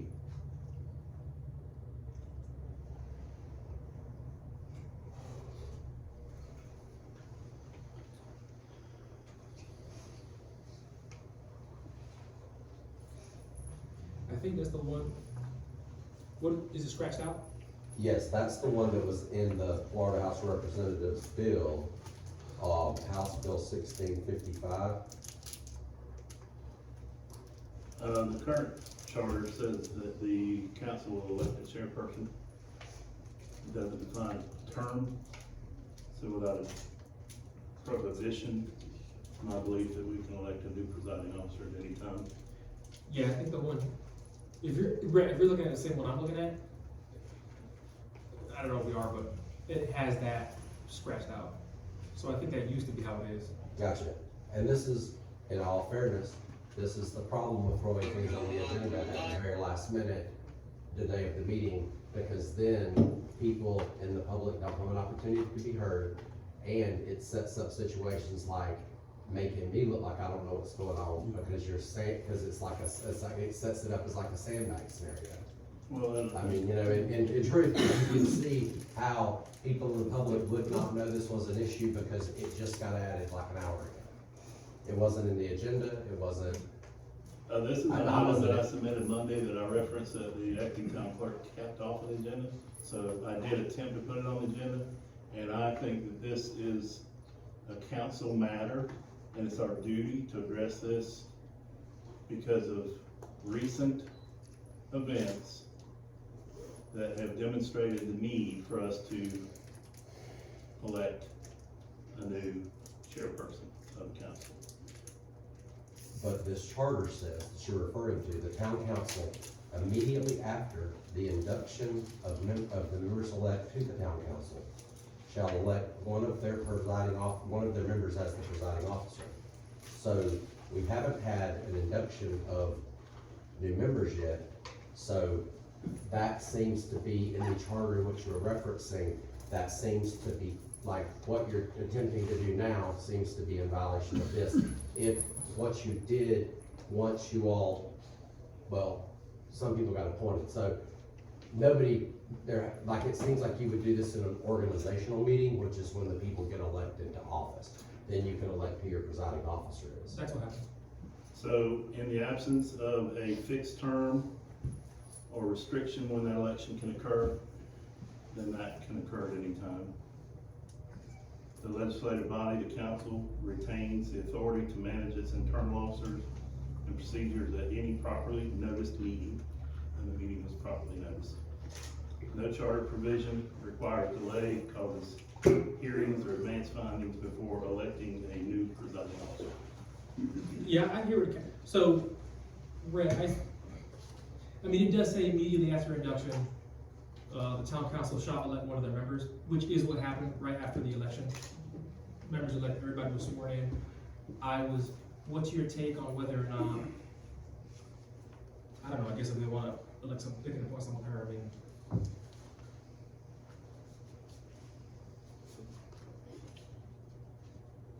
So,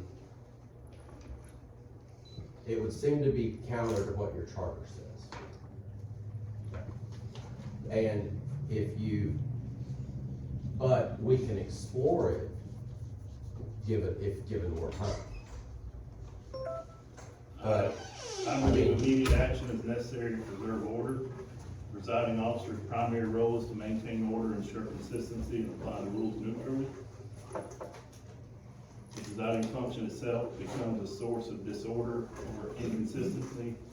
Delay perpetuates the problem.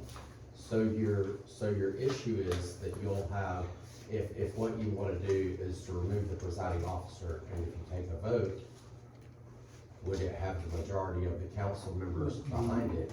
Because it may, if it didn't have that, you wouldn't have the majority of the council opting for, like, Have we established a quorum? a Tonight? quorum. Yes. Your quorum, your quorum's 3, and so you have 4. So if you take a vote, and 2 of you wanna do it and 2 of you don't, then it would be a tie, right? Well, wouldn't that, But that wouldn't change it. the possibility, the outcome of the vote doesn't determine whether or not the vote occurs. So, What specific charter, part of our charter prohibits us electing a new presiding officer tonight? Because you do that according to your charter immediately upon the election of your members. So that would indicate that you would do it then. I would have to explore it more fully if you can do it whenever you want, which seems to be your position on this issue, is that you could just do it at any meeting. The reason is, political winds shift over the course of the year. So this month, this one was the chairman, winds shift a little bit, now we've elected the new chairman.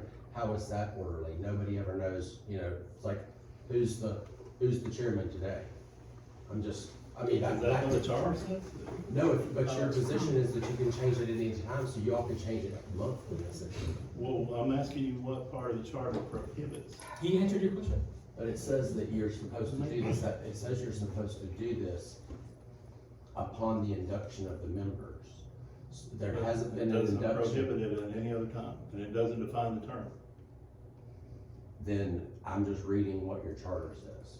It's not my charter, it's the one that your voters adopted. Okay, I made a motion. Motion's on the floor. So what specifically is the motion? 'Cause I think your motion was that we get a new one, but like who? That's why I asked you. Pick someone.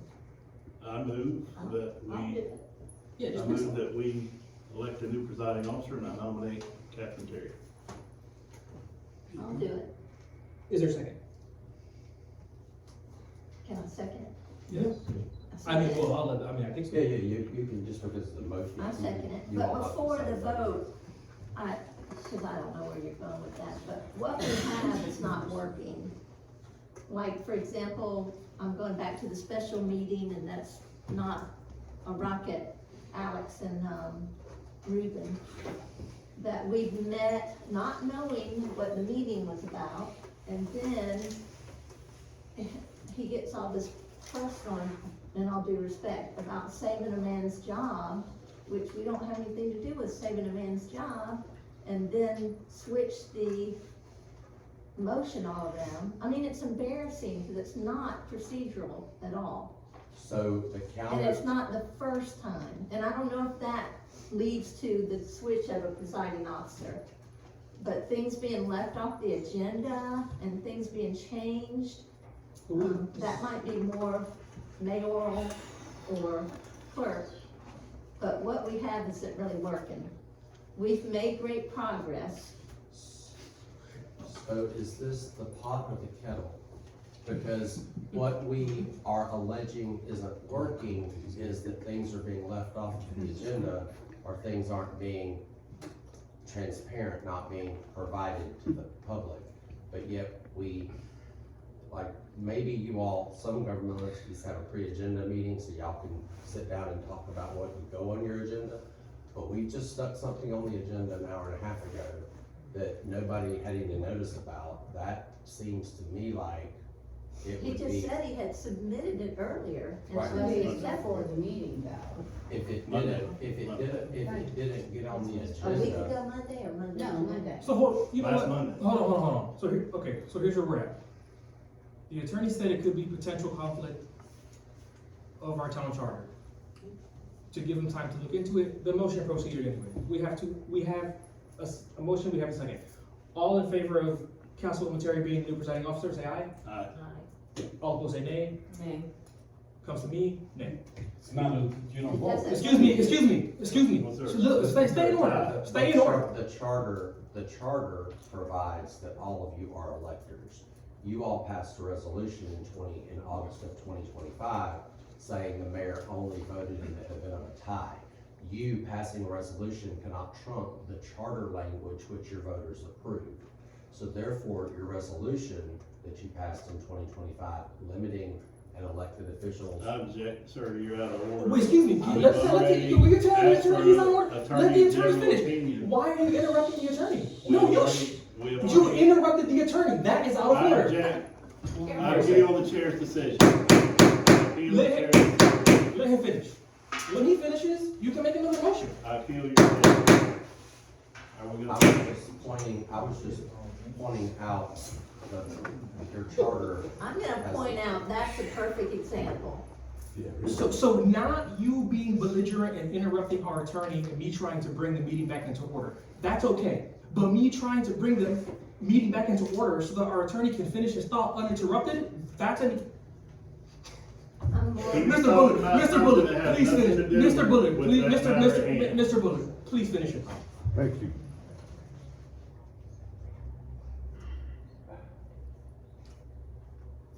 I simply pointed out that the resolution you passed out is contrary to your charter. You swore when you took office to uphold your charter. You passed something that does not do what you swore to uphold. So what I would do, if I were y'all, is I would die on the hill of, we voted to take away an elected official's voting power, that the thing that I swore to uphold is, I wouldn't pick that back. That's just because it seems contrary to the law Have and we your dis- oath. Have we discussed this in the previous meeting? The opinion has been the same. Your charter defines y'all as electors. Did, The voters elect you.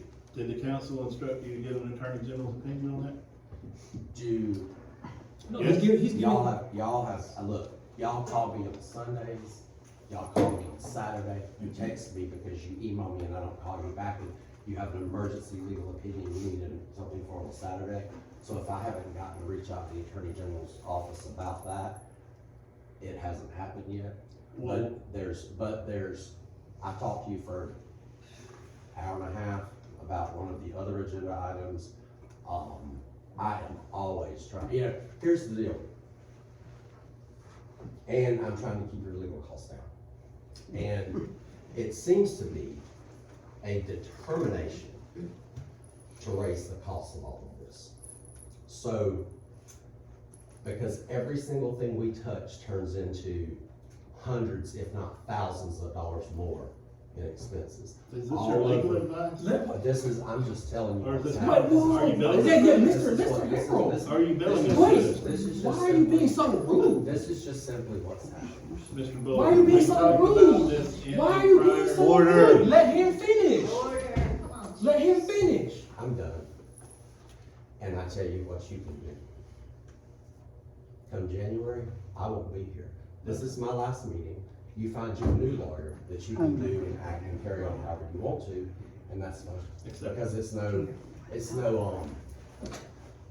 I've come here, I've tried to help. I've done everything I know to do. I'm not gonna stand here or sit here and be treated any kind of way. I've asked you to interpret the charter as far as it goes to electing a new presiding officer. I'm done with this. You're the one who raised the issue of the mayor voting, which we addressed in a previous meeting. I'm not gonna keep doing this. Okay, So, thank you. We've had a second. we We've had, a vote. we had a second, we had a vote, it didn't get a majority. It didn't? Yeah. 2 out of 3? That much I do know. Oh, so I don't count for purposes of, so I can't vote and then that counts against the You total? you can't restrict elected officials' right to vote in Florida. So But if you're you- telling me the mayor can't, that he votes at every council and every commission in the state of Florida? You all are, If it's in the charter. you all are electors of your council. I don't know how to make this clearer. Electors indicate you are elected and you have a voting right. But this is more about personality than policy. And No, this is about order of the council. We're addressing the presiding officer. You're addressing something else, which wasn't solicited.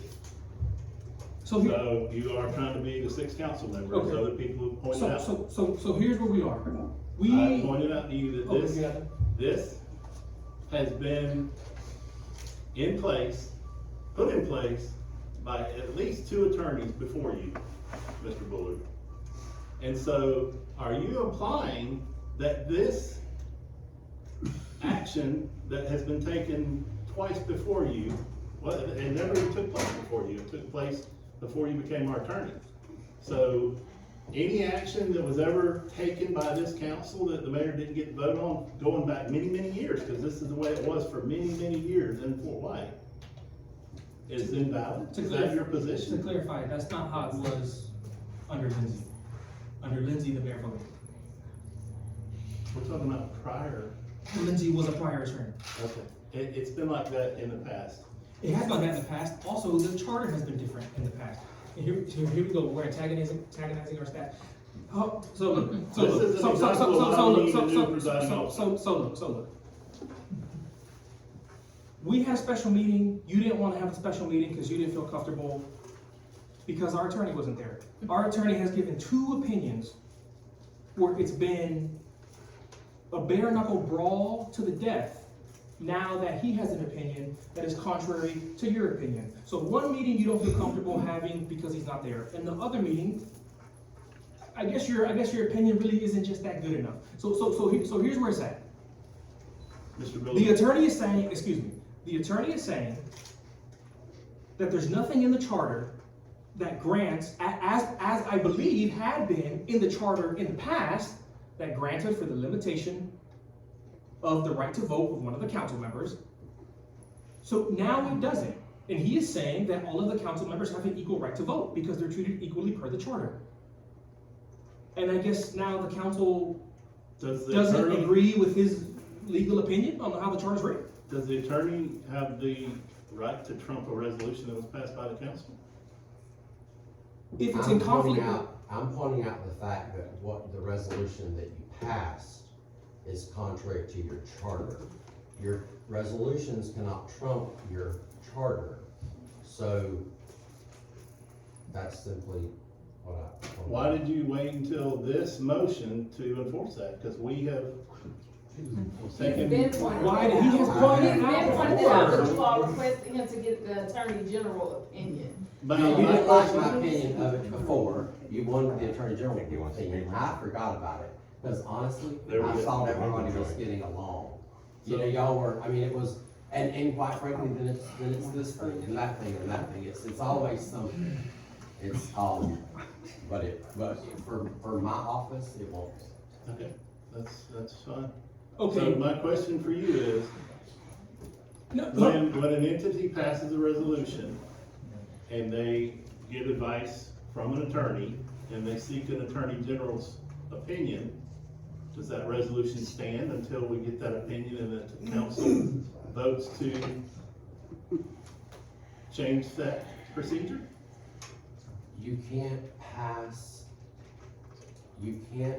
resolutions that are contrary to your charter and think that you can then say, here's the resolution I passed, because your charter's what was approved by the voters.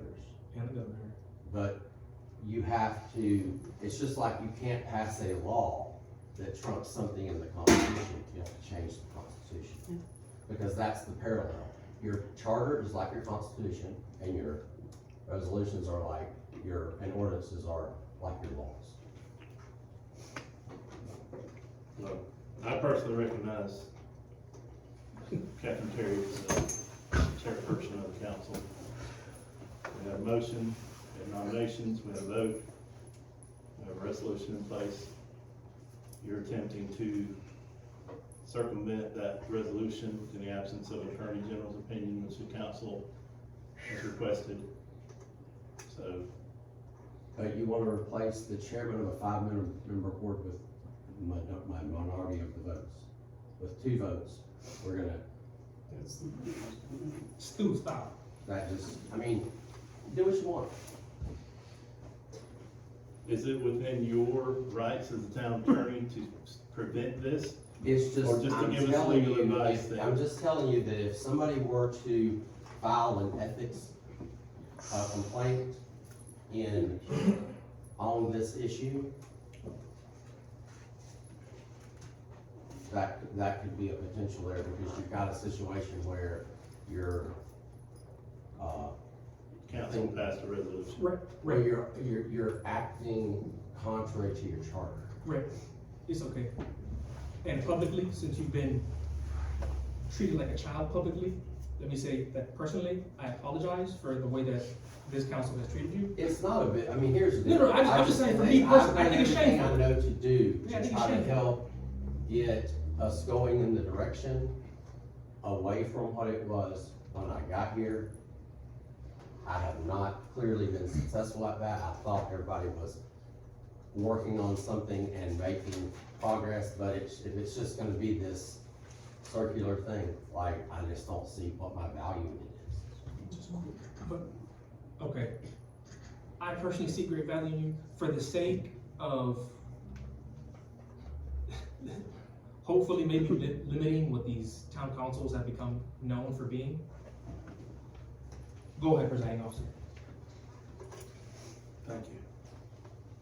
I mean, you're not welcome, we're probably out of compliance with our charter, but for the sake of proceeding with this meeting, go ahead.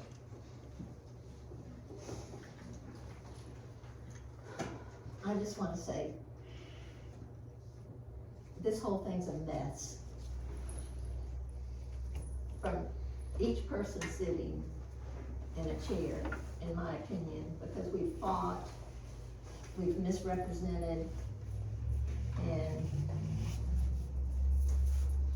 the bottom line for me, this is switching over, but we don't have an income coming in to survive. We can talk about the water all day and the sewage all day. We don't have someone competent to execute the grants or administer the grants, and that's not your fault. You're in a position of not being, Can I say something? yes, 20 seconds. I've been in the fire for the past year. yes, I'm defending you. But it is embarrassing that I have to apologize for your behavior and your behavior for people walking in this door. We can't keep staff in here because of you, Lonnie, and because of you, Catherine. 100%. Okay, 100%. Can I say something? That's shameful. Madam Chair, yes. I have an attorney's opinion that, our acting town clerk, took the authority of the council in her own hands and prevented items from being added to the agenda without authorization. And in my opinion, it's grounds for termination. There is a policy that I sent to you September That 12th. policy, you acknowledge, There's a resolution that you guys passed as well. Let him talk and then you talk. that policy, you acknowledged in an email from Mr. Bullard, was not approved by the council and therefore was not a policy. It was a proposed Presiding policy. officer, are we at that point on this agenda to discuss, No. The what, closed session. okay, so if you're the presiding officer, can you take control and let us? I'm letting him finish, I'm letting her finish. But he's talking about her termination and we're not, that's not what we're addressing on the agenda. We need to move to next what's on the agenda. Please.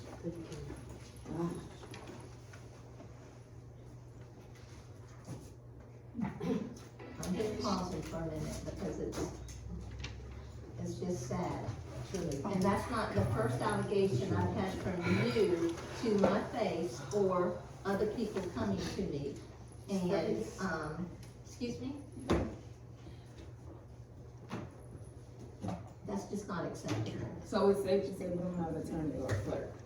So maybe y'all fill those roles too.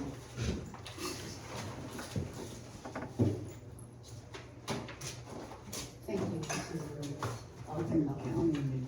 Thank you for what? All of your help.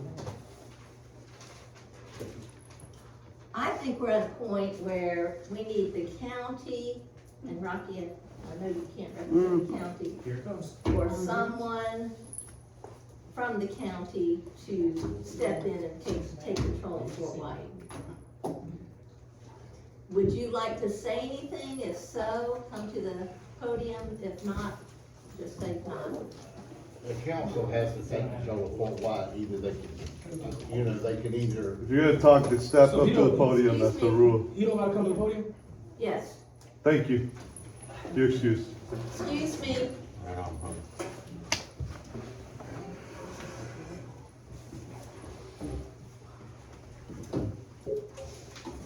Number one, I can't speak for the county. Okay. The charter has, in your charter, what you have to do as a town, county can't make you do it. And there again, I've said it up here more than once, I'm one commissioner of 5, I can't speak for the whole county. I don't know where this leaves you, but, at the end of the day, you're gonna have to figure out if you wanna be a town or don't wanna be a town. So, I mean, I think if people were to speak for the charter, I guess it's in the charter of what you can do as far as unincorporated or incorporated, but at the end of the day, the council has to decide that. The county can't. I think it's been clear in the past that we can't do anything in town of Fort White unless y'all approve what's going on in Fort White. The Florida Constitution. And for the, excuse me, And- for the and I say- record, I wasn't saying, you know, just Yeah. take over, I was guide us. Well, you can ask, Mayor resign. you already got the county. Mayor, You you can ask resign. them. Don't worry, I come to tank. Anything you ask, I can bring before our board and we can try to help you with it. Okay, thank you. We will support the county, you're in Columbia County, we'll do what we can. Thank you. Rhett, now I'm talking to you. With the mayor walking out and with Bill out due to illness, do you recommend we continue, or do you recommend that we make a motion to adjourn? Probably would be best to make the motion to adjourn the meeting. If there's gonna be a quorum of you here, one of you were to leave in addition, you would be out.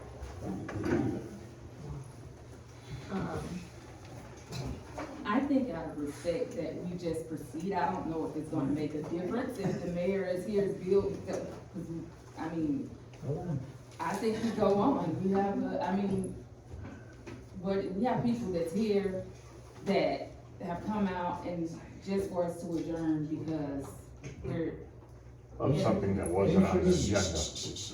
Yeah, so I think out of respect for the citizens, that we continue. Thank you. I mean, that's just my opinion. Okay, and I appreciate your opinion. I also note that the mayor hadn't been the first one to walk out of a meeting, and it's just unprofessional. But we'll go on. Please just come to the podium if you're to speak, and I don't need, or none of us need comments from the seats. So the next thing on the agenda is to, in the mayor's words, or the clerk's words, is to resolve claim that streetlights gifted to the collective belong to the town of Fort White. Did I miss something? Yeah. Okay, I missed something, I'm sorry. The investigation invoice for approval. That would be the invoice from the hostile work environment that, Correct. and I'm not saying this sarcastically, are you going to participate through this meeting? Yes. Yes, okay, thank you. I move that we approve the Mark Strait investigation invoice. A second. All those in favor, say aye. Aye. Aye. Opposed? No. So the invoice was approved. Now, number 3, and I don't know what number it is after we added so many things. So, Resolve claim that streetlights gifted to the collective belong to the town of Fort White. so, Madam Chair, Yes. I don't know who added that to the agenda. Did anyone here add that to the agenda? I think it was Carried from over. the It was special carried meeting, it was carried over from the special meeting. Carried over? Okay, the mayor called that, so he's not here to, speak on that, but I will say that I object to the language that's used on the agenda, and that language says, resolve claims that streetlights gifted to the collective belong, I object to the gifted to the collective part. You object to the wording of an agenda item that we already approved? I object to it being referred to as gift, but it was approved, so I'm just saying that I don't agree with the term gifted to the collective. And with that being said, the mayor made a statement in a recent meeting that we, gave those defective light poles to the collective as if he had something to do with that action of giving them away. Ms. Terry questioned it in the meeting, and the mayor was repeating it. He started saying again, we gave them the old, and, Ms. Merritt, you interrupted and took over the conversation about the lights, but the mayor did not retract his statement or anything, so I was concerned about that myself. After the meeting, I thought about it, and I made a few phone calls. Because of the DOT project, I started with DOT. I spoke with a young lady up there at DOT, she told me the project manager was Sid Witcher. So I called Mr. Witcher, spoke to him about the project, very familiar with it. We talked about the defective light poles.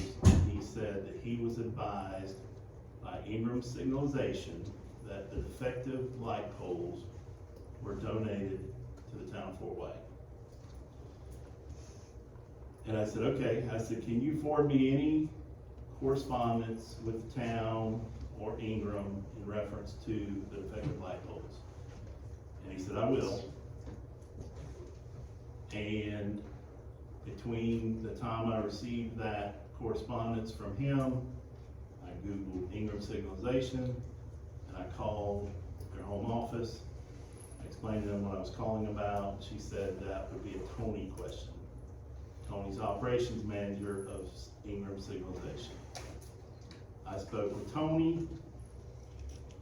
I talked to him about the conversation that I had with, Mr. Witcher, and, I relayed to him what was told to me, was that Ingram had donated the defective light poles to the town of Fort White. And I may have got an email between that time and during the conversation, and I said, he's saying Russell White coordinated that donation to the town of Fort White. And he said, well, let me talk to Russell, and I'll call you back, and, you know, I'll let you know what was done.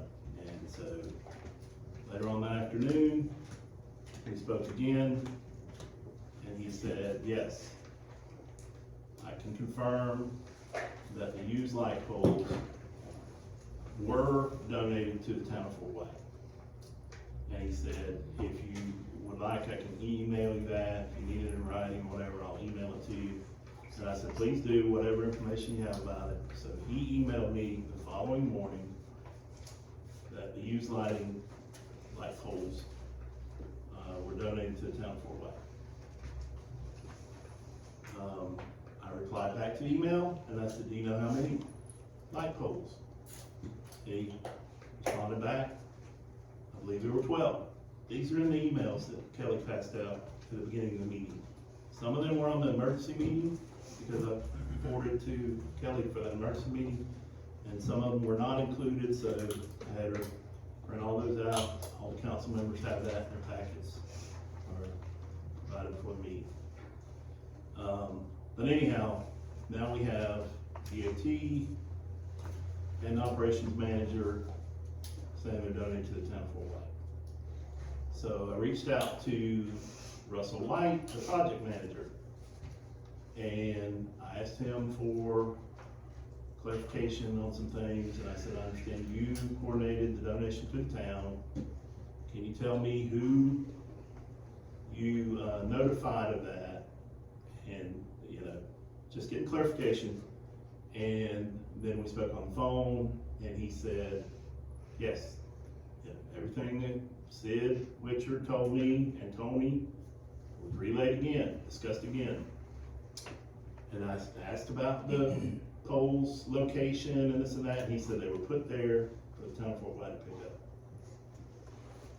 And I said, can you notify the property owner that the town of Fort White is going to pick them up then? If they belong, he said, y'all go get them. So that's where we're at. Everything I've done is as a councilman, acting on my own, seeking information. I'm not representing myself as the entire council. I don't need the authorization from the council to make a phone call, just like you don't need the council's approval, any one of you. And so, throughout that process, the mayor called an emergency meeting. I don't know why. That was puzzling me. But here we are today, and I have an email from DOT saying that per Ingram Signalization, the light poles were donated to the town. And I have an email from the operations manager of Ingram Signalization, and his assurance that those would never be donated to an entity. The value of those in excess of $40,000. They had a minor blemish. So my questions are,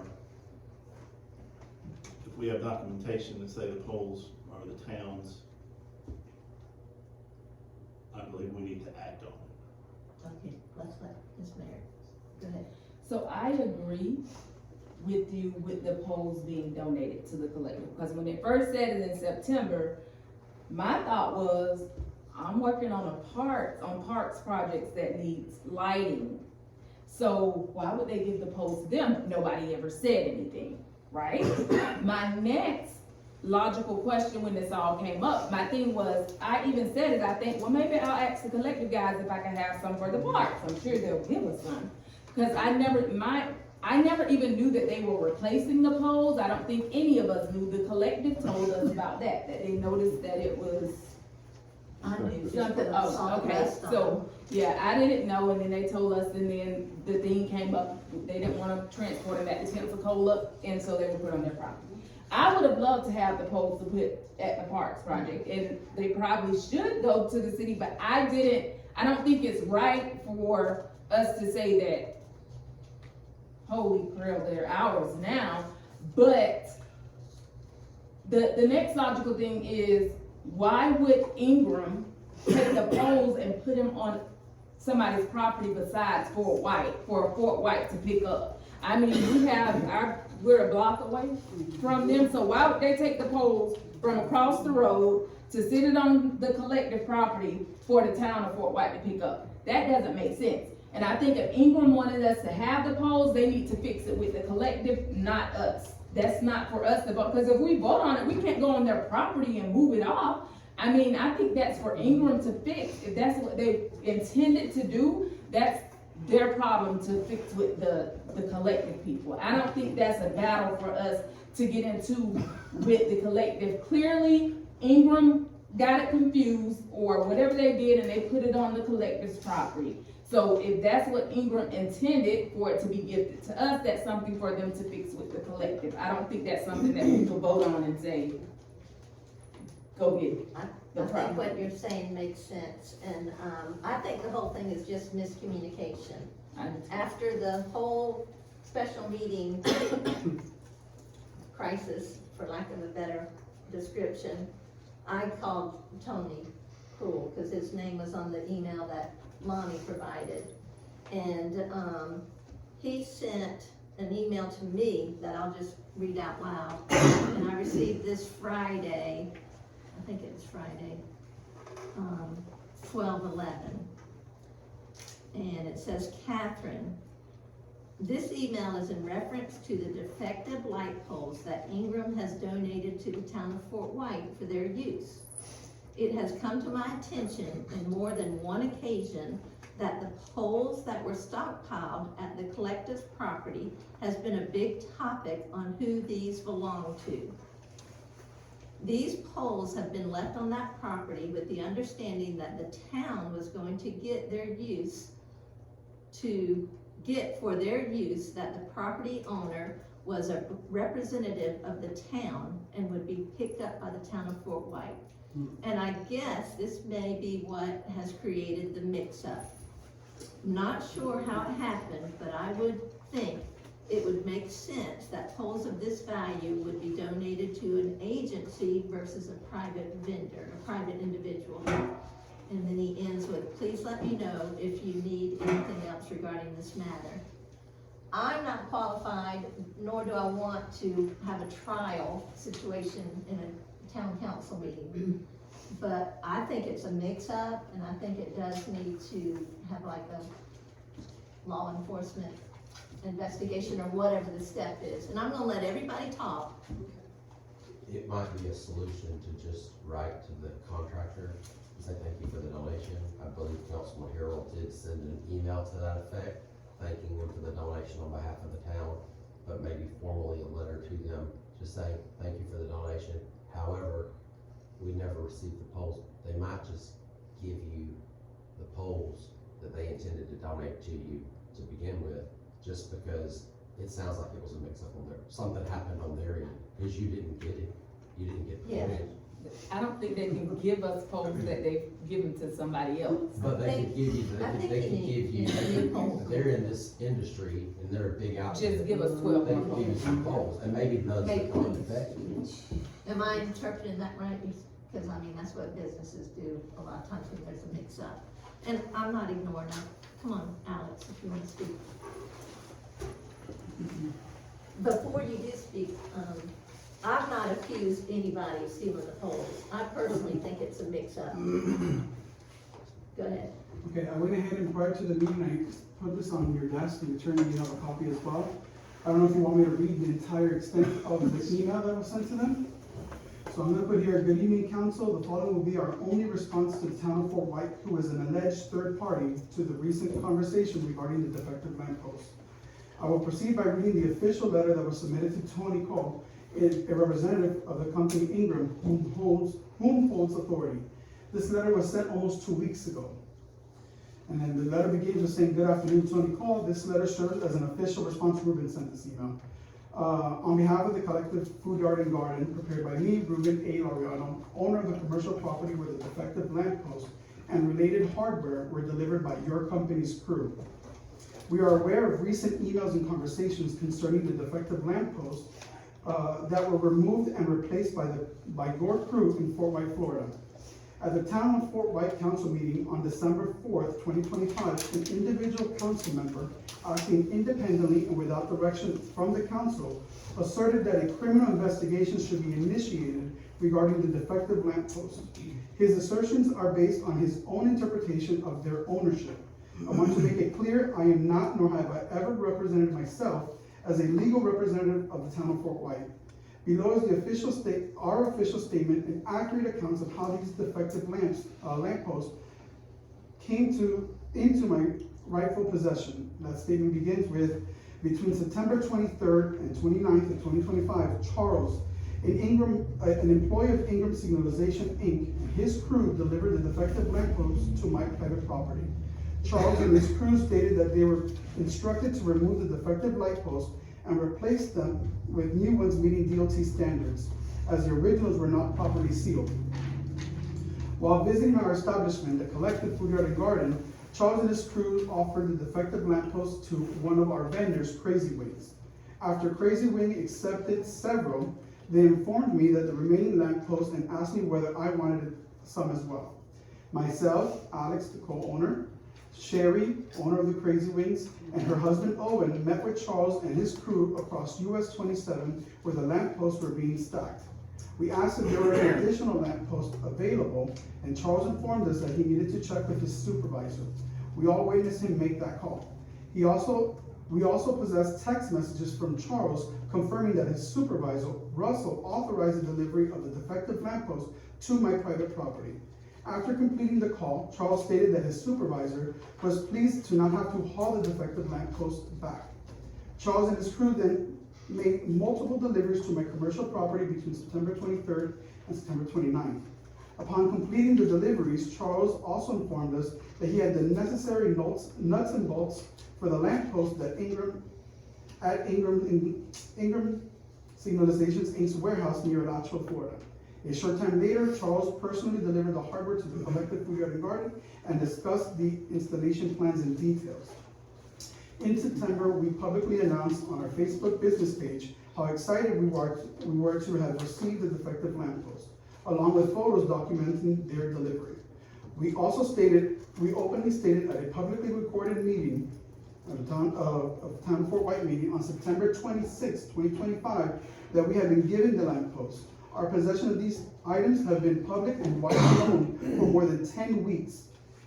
Before the most recent December 4th town meeting, other local business owners has informed us that your crew had offered defective lampposts to several businesses in town as well.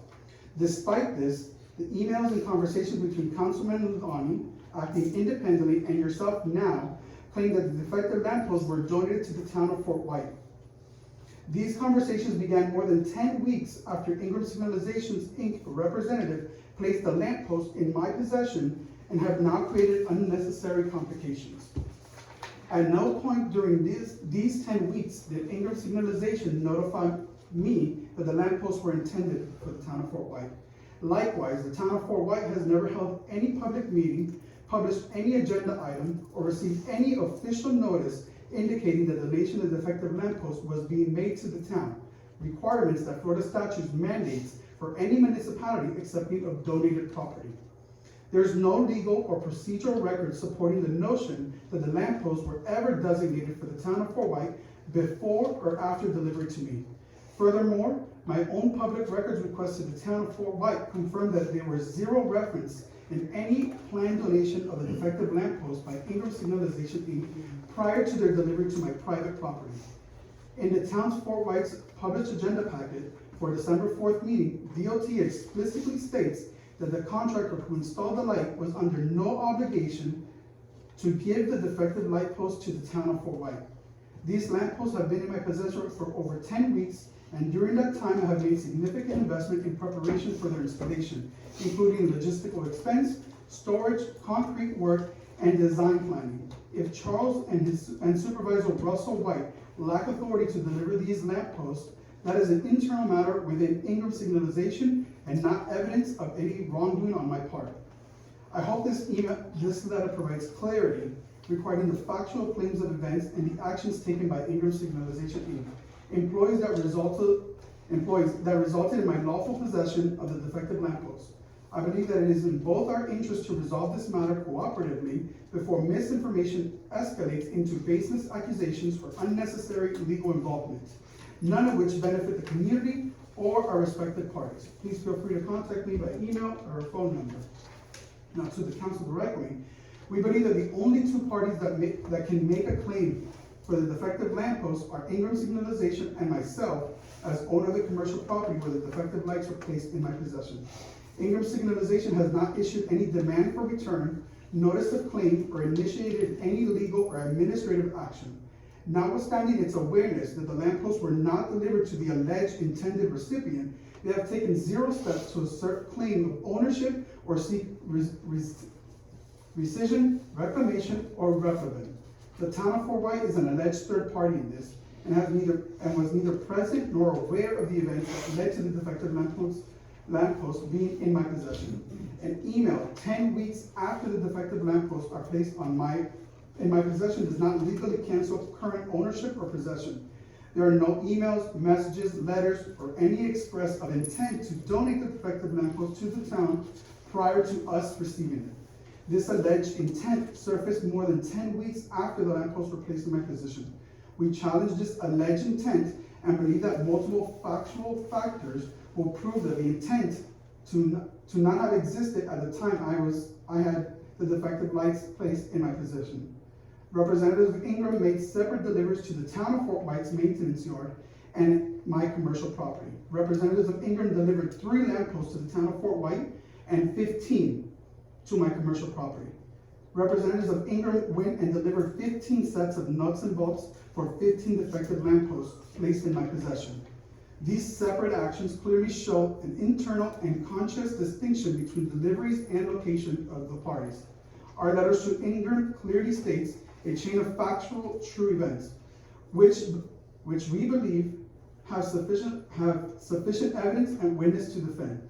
Even so, out of good faith, we offered Ingram the option of making a claim and entering litigation to discuss costs and investment I have incurred since the lamps were put in my possession. As my last conversation with Tony, a representative of Ingram with authority, he stated that Ingram would not be making a claim, Ingram would not move forward with this issue, and is removing themselves as a party of this matter. Ingram has taken no steps to assert ownership, seek rescission, reclaim the lamppost, or pursue reprimand. As for my last conversation with Sydney, a member at FDOT who supervised this project, the contractor Ingram has met the requirements and satisfied the obligations to the project. FDOT also confirms in emails that there was no obligation from Ingram to donate the defective lamppost to the town. FDOT has also stated that the contractor was the owner of the defective lamppost and that FDOT would not be pursuing this issue. Does anyone else want to speak? Yeah, I do. Just tell us who you are, I know you. I'm Sherry Crazy Wings. The lamp posts were given to Ruben and Alex by the contractor. They were offered to me as well. I approached them, I asked them, what are you gonna do with them? Oh, we're scrapping them. Why, you wanna buy them? Then I called the scrapyard, see how much they're worth. $40. Scrap weight. How much they weigh? 800 pounds. Was it worth it? No. They gave them to them. period. But you just said they said, do you wanna buy them? Yeah, to me, and then they gave them to them, cause they didn't want to have to haul Okay, them. And y'all are bullies, that's all you two are. okay. I'm ashamed to be a part of Fort White with you two. Thank you. Good night, Good night. Can we ask for clarification? ashamed. Wait just a second. What? Please. No, sir, I'm asking clarification, if the chair wants to answer it, you can answer it if you like, no. So your statement was that a representative of Ingram tried to sell yeah, them? yes, Okay. yes, sir. He wears glasses, Okay. he's the foreman, his employee, in fact, that day, got food and never paid me. Y'all are bullies. Y'all should leave them alone, you should be ashamed, both of you, For real. period. Y'all are sickening people. I got to go. Thank you. Look here, if I cry, this man might have to take me to jail. Thank you. Yeah, y'all are awful. Yeah, Mr. Dix, you I know. You hear me? Would anybody else like to speak on this? I'd like to say something. About this? Yeah, it's just shameful. You guys have been told by everybody how we feel about you guys, and you guys continue to waste money, resources, that you guys for months have been claiming the town doesn't have, but you guys are blowing it. Like if you guys are billionaire kids or something, it's just really, really sad. You had a conversation when you came to my business, you apologized, you said you were gonna do better, and to be a part of this now and to continue this, it's just, I lost all, whatever little bit of respect you tried to gain back that day, I lost it all. Okay. And I'm sorry for both of you guys, there's a special place for you guys. Okay. What was your name? I forgot. your name. Oh, Otto, from the produce. So that's you're who I quoted. directing your remarks to who is spending money and going through money? Oh, Lonnie and. Oh, okay. Not anybody else. And what does this have to do with the light bill, Mr. Otto? Thank you. Once again, does anyone wanna speak or? Yeah, I'd like to say something. I listened to I'm not sure if it's Alec or Ruben, whichever one stood up here. Alex? And his conversation was that this carried on for about 10 weeks. And that y'all did nothing to try to reclaim the polls or whatever. However, the mayor stated clearly that he gave the polls away. The mayor did not inform this board of any communications that he had, obviously, because you did not know that those polls were donated or what, you didn't know the circumstances about the polls, you didn't know why the polls were sitting on the ground.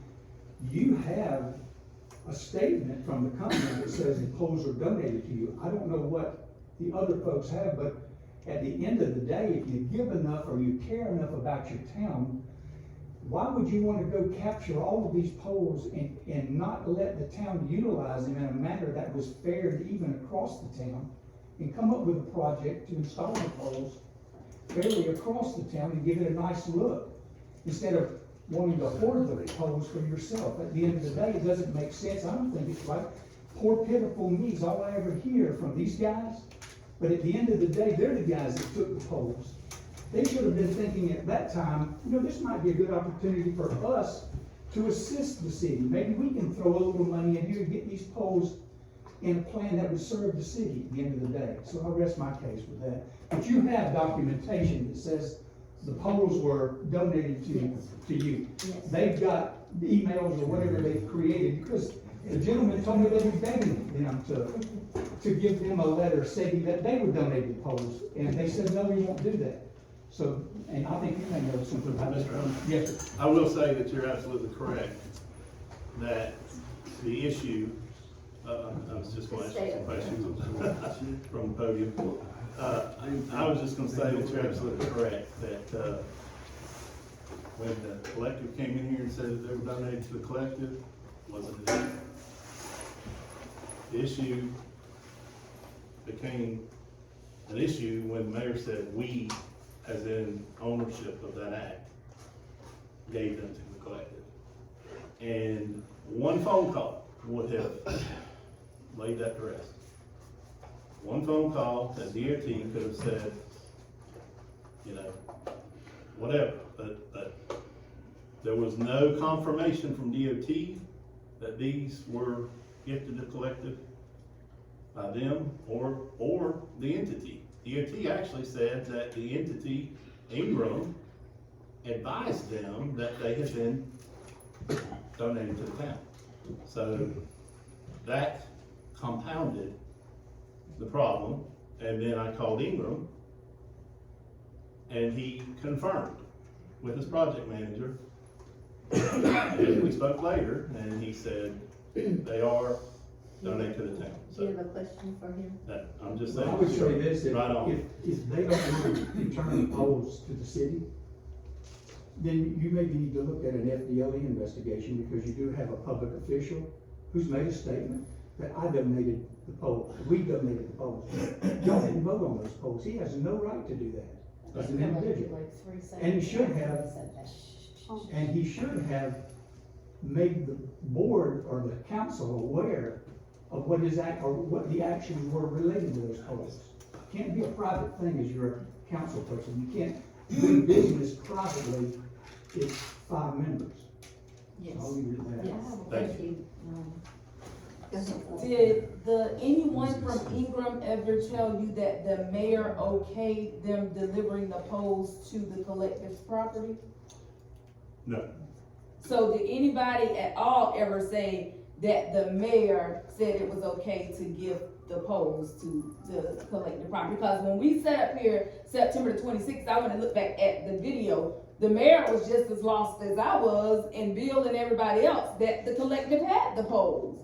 So how did he okay them if he was lost on the 26th? I think he just twisted his words up after that, which if I were you, I mean, you being the logistical person that you are, when he said that, ding, ding, ding, red flags went off. But on the 26th, if you go back and look at the video, he was just as lost as everyone else that the collective had the poles. So I don't think that as a matter of whoop de woo, just because you don't like the mayor opening up the FDLE, I mean, anybody, not saying you don't like him or whoever, just because he is who he is or whatever, opening up an FDLE investigation when it clearly, you can go back on the 26th and look, that he was lost, that the collective had the poles.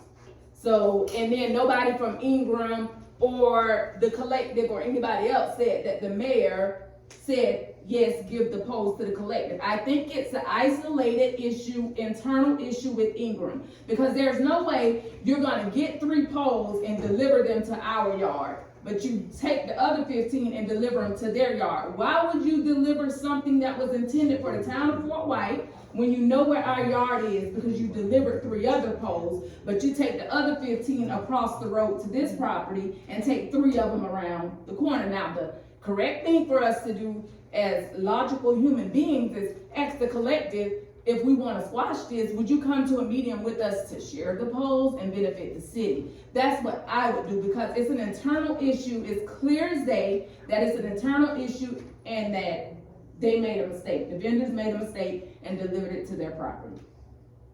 I mean, that's what I think. Go ahead.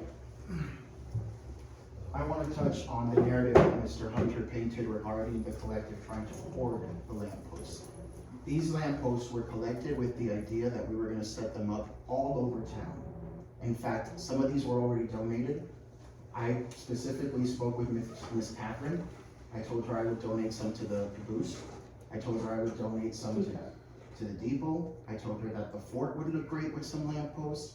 We talked a couple of different things. So this was never an idea to hoard lampposts. We spoke with the vendor. The vendor told us that usually they scrap these. DOT confirmed that as well. He said usually these vendors scrap this.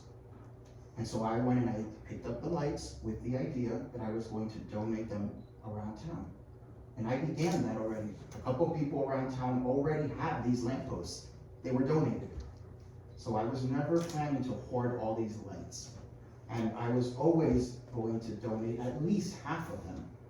And I even spoke with Ms. Catherine about this when this whole investigation with Monty was going on. I said, Catherine, if I was already going to donate X amount of lampposts, Why are we now fighting about the lamp post? Because either way, when we enter into litigation, we're going to come to some sort of agreement, and that agreement is going to look exactly like what I was already going to do. The narrative was never we were going to hoard lights. We were always going to distribute them, and Miss Catherine is well aware of that, okay? Ruben, Yes. on behalf of me, being a council member, I'm not speaking for the council, I'm working on the Parks project. I am getting ready to start Johnny D. Bryant's Park. Would you all donate me some lights for Johnny And D. we've spoken Bryant's with you Park? about it, and I said that I thought that would be a wonderful thing to do with the lamp posts. So again, I can produce proof that I had multiple conversations with multiple council members. I had multiple conversations with owners of property around town who have historic homes, who've been in this community for way longer than myself and many others, and I was going to gift all these lights, all of them. So, that's all. If what I hear correctly is that you I'm don't not even sure. have all of the lights, you've already Correct. donated them out. Because, and we have enough evidence to prove that this transaction between Ingram and myself is not being painted the correct way right now. It's not. And we've already taken statements from multiple vendors around town, not just mine, that were also offered these lights. Thank you. Multiple businesses around town were also offered these lights. Not just the collective, not just Crazy Wings, there were multiple vendors. This is what these vendors do. This was not $50,000 worth of lamp. This was a defective product that the manufacturer did not even require back. For Ingram to not have even noticed that their guys showed up with an empty hall that day, and like Alex said, the town of Fort White received 3, and we received 15. There was a clear distinction between deliveries. So, are you good? So I have a question that, are you with me? You have a question? And I might be mistaken, but I'm hearing that you would gift the lights back to Fort White. That was your intention all along. Yes, my And- intention all along was to gift X amount of lights to different parties. And what is X amount of lights? We don't want to enter into these conversations, we don't think this is the scenario, but. And we I don't wanted to- either. We wanted to present this statement, because we think there's a lot to take in this statement, and that's. Okay, and it's my fault, but I got you talking from the seat rather than at the podium, so let's try to, it's my fault, but let's try to do it from the podium if you come back up. But, we've already, in my opinion, we've already talked too much about it here, because we're not a court of law, and we have an expert attorney who does know a lot about the law. But I would like to, I still think it's a mix-up, and we did have a conversation months ago that you were gonna donate 2 to the depot and 2 to the fort. And that was before all this stuff with the mayor. I mean, the mayor, not to bash him while he's not here to defend himself, but he openly said on live video that we gave those to the collective. So that's kind of what, and for me personally, that's what sparked it all, because I know that he doesn't have the authority to do it. But the communications I got via email and telephone conversations were very much against what y'all are saying. So I would just suggest that it go through law enforcement, because that's not a cost to us. And that might be able to resolve everything. That doesn't mean anybody's going to jail. That just means they would do a better investigation than, certainly better investigation than me. I'm not a private investigator. But I, as well as any council member at any time, can call anybody and discuss anything with them. As a citizen can. Yes, As a yes. citizen can, the same way that we reached out to Yeah. Ingram and said, hey, you're gonna scrap those, we want them. We have the same right to assert that you did. So again, we go back into this that, you received notice when, that those lamps were defective. and they were taken down, because you said in September 25th meeting that you knew, yet you asked me to address the council, and I did, and nobody else knew about them. So how did you know about it? I saw the rest on the bottom, Me too. but Did they tell you they were donated to the town in September? I didn't talk to him, I just saw the rest and I go, But did you have an email stating that? No. Did any council member here have an email prior to September 25th when I made the stance that these were donated to the collective? We had Has no- anybody have, because I know that Lonnie Harrell in the agenda put his email there stating when, and there's still been no response. Alex, for me personally, I had no reason to question it, and I'm not questioning your actions, I'm questioning what was said in the meeting. And it was addressed. And you and I, actually, I think it was Ruben, we talked about some of the polls being donated, and I asked him to come and do it at the meeting. I said, I'll do it, but I would prefer y'all do it so y'all will get credit for it. And I have all those direct messages. And y'all didn't come to the meeting. It was when you did your birthday thing to the mountains. And so it just kind of died from there. And then the next conversation that Ruben and I had via the phone was on my front porch the Tuesday before Thanksgiving, when Jim Lance visited me and Ruben was with him via phone. Ruben wasn't physically on the front porch, but he was. And the decision made later in the day was that Alex and Ruben were gonna keep all the polls. And so, that's not nice, for lack of a better word, but Nor is accusing anybody of criminal I'm not investigation. accusing anybody. You've said it now at this meeting, and Lonnie said it at the next meeting, but we can rewatch the tape. Okay, we can rewatch the tape, but I make a motion to have law enforcement investigate. I'll second that. All those in favor, aye. Aye. Opposed, nay. Okay, so we'll contact law enforcement. So we need to designate a person to do that. Will you do it? I would like to also state, if y'all would like to return the polls before that, okay? And I mean, I'm not a criminal investigator, I don't know how to, I watch Law and Order, but that's about the end of it. So let's move on to the next thing, and we're gonna, review Mr. Crespo's proposal concerning code enforcement and vote as to hire.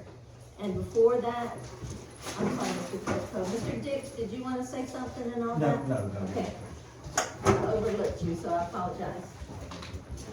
Go for it. Madam Chair, Councilman, other council members present, Bowler. I actually had this prepared and written, but I wanted to come here tonight to offer my apology in person. I've had some recent events that have come up where I would have to withdraw my proposal. I would not be able to meet the demands of what I have laid out, so I wanted to come here in person and apologize. I didn't think it would be fair for me to just send an email. I wanted to see you face to face and just let you know that I won't be able to meet those demands. Okay, I appreciate it, and I'm sorry you've waited over there hours and hours on the wall, That's all right. but thank you. Thank you, ma'am. Appreciate it. Thank you, sir. Thank you, ma'am. Thank you, Mr. Bowman. Let me go. Okay, next on here, adoption of the 2025 yearly local mitigation strategy.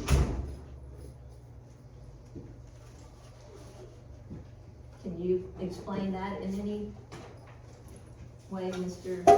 So you Bullard? develop a mitigation strategy and pass one yearly. Do you all have it in your packet? Yes. So your packet agenda.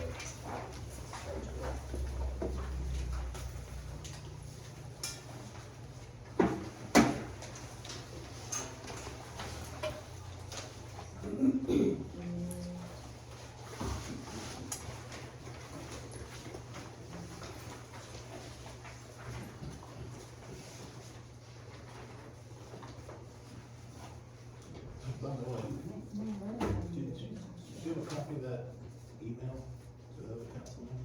I think Kelly did. I did. I'll make you a copy. So is this, resolution? Oh, it's item 5. This is so you can keep getting, if you need to, you can access FEMA. To be able to access FEMA funds, you need to have this in place. So all governmental municipalities have to, like,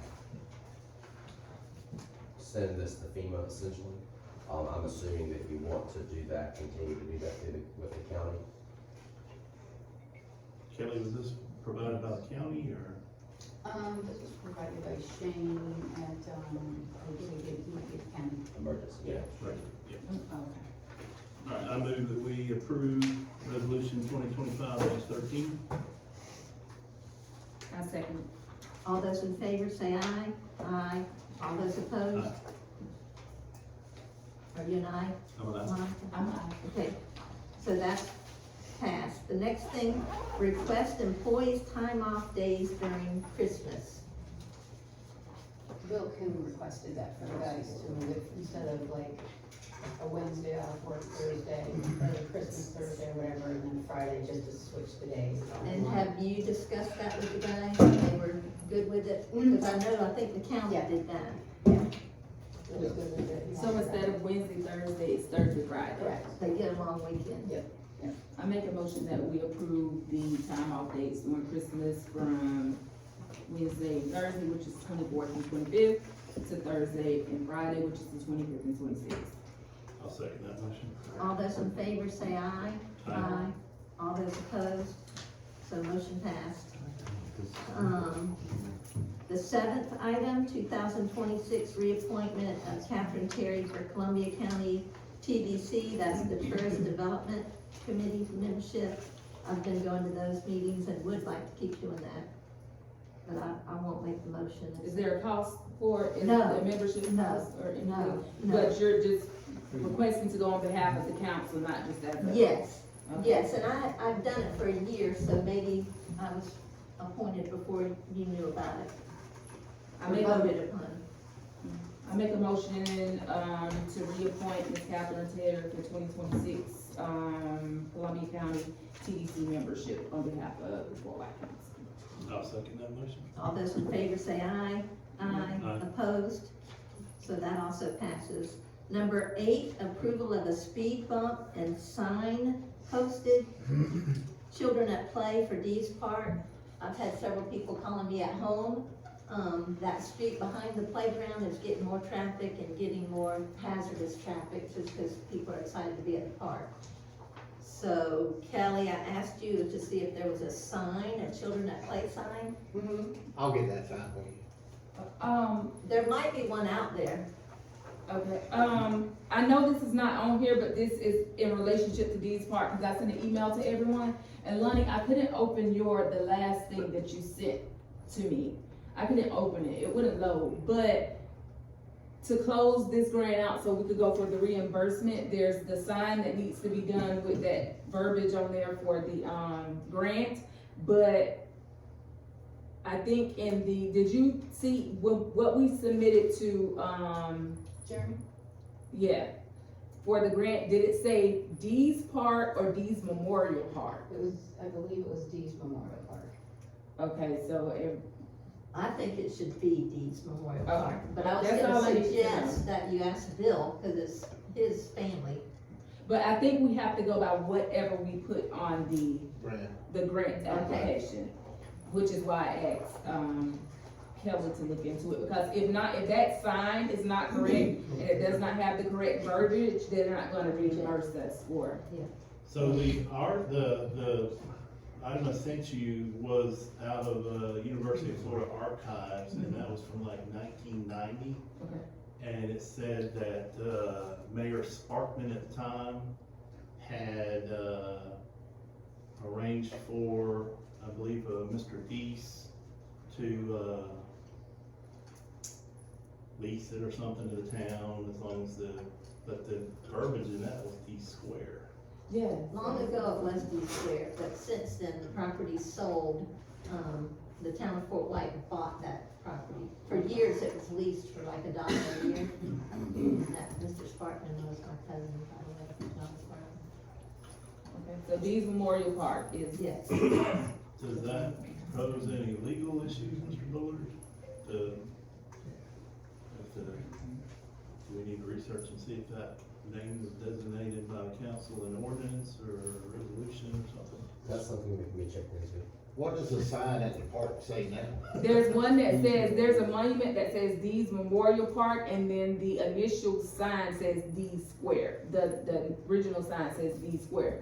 But I think after talking to Jeremy and all that, whatever we put in that grant to get reimbursed for it, the name of the park on that grant has to be what's on the sign. Now, we'll go back later and change it in our ordinance or whatever, but I think I have to put that on Dee's Memorial the Park. sign. And that granite. Whatever the grant says, you're exactly right, cause I talked to Clint, that's what it has to say.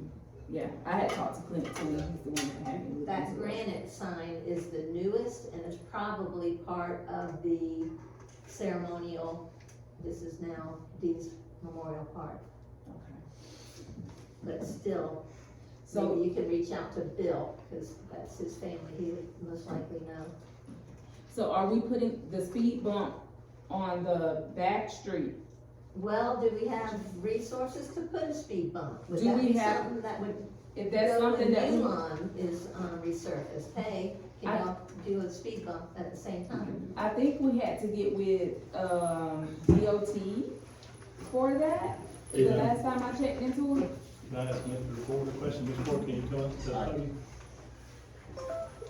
So if you're gonna put the speed bump on Whale Street or Holstein, I believe is the other one behind it. This whole- The council can approve that. Now, DOT's probably not gonna let you put a speed bump on 47. They might let you put signs up. No. But I don't know if they're talking about 47. But if you'll make a request to the county for the speed bump where you want them, I think I can help you with that. Yeah, good, thank you. And as far as the children at play sign, that's not a problem. I think we can get those two. Thank you. Similar to what we did on Newlawn? Okay, thank you. It's the road right there where Ronnie Frazier's mobile home Right, I was. think it's, I don't know, Wilson, is it Wilson? I don't know. Anyway, I know which one you're talking It's about. Cullen, isn't it, Cullen? Cullen Avenue? Yeah, And the concern, I believe, is the It new is playground, where we've got children in close proximity. And my question is, do you want them on both streets that surround the park, other than 47? You know, you got one street that's, Will Street. I would guess, say Avenue, yes. Yeah, and then you got the other street behind the park. Yes. Do you want a speed bump on both of those, or just the? I would say yes. Yeah. Both, I think. Okay. So I move that we approve a speed bump or speed bumps and, signage posting, children at play on, both of the side streets, surrounding East Memorial Park. Mr. Chair, while I'm up here, if I can say one more thing, if you're. go for it. You kinda caught me off guard, but. I'm sorry. That's all right. This whole But thing I is just wanna all make, I just wanna make a statement that I am the commissioner for District Two, Yes. Fort White is inside District Two. Yes, I will help Fort White any way I can. I'll do anything Fort White that we possibly can do. But just understand, anything we do for the town of Fort White, you need to make a request for Yes. it with the county. We've done been through that, down that road before. but Yes. We would like a request in writing for it. And, if you do that, I'll be glad to help Fort White any way I can. okay, thank you. Yep. Should we put this, oh, I'm sorry. Should we put this request in writing just to be, Yes, if on you'll the put safe it in side? writing and submit it to David Kraus, and courtesy copy me with it, that would be what I would recommend. So, Okay. And would we like to ask David Kraus, and I'm just guessing here, an interlocal agreement to have some assistance in our office? Because we've got some potential problems with these grants, administering all this sewage stuff. Because, I mean, this is millions of dollars. yeah, I think that's something else outside of this meeting to discuss. Okay, Not cutting you off, I just. No, said that's that. fine. And we have a motion on the table to approve these, speed bumps. And before I second it, because I was, Kelly, are you okay with putting this in writing to send to, on the letterhead to the county's office? So I second that, Mr. Hill's motion. All those in favor say aye. Aye. All those opposed? I didn't say aye, but aye. So that passes also. And then what did we add? Number 9 is this disposal of town property procedures. All that, So I'm just gonna comment on that, and then I'm okay with tabling that item, but, this is in reference to the mayor's statement that we gave, indicating ownership in the act of giving the light poles that were donated to the town. I just wanted to, discuss the disposal procedure, and I just wanna say that that is in state law, so any violation of, that law, could be criminal. But we have procedures dictated by state law that require us to declare property surplus and then dispose of it through the manner dictated in that law.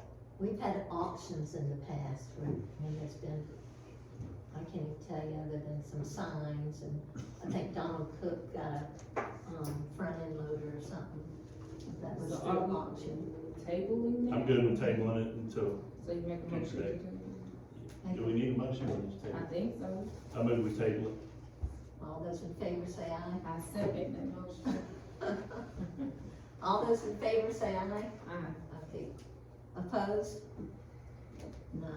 So that's passed. We tabled it. What's written on there now? The agenda, so the agenda, relates to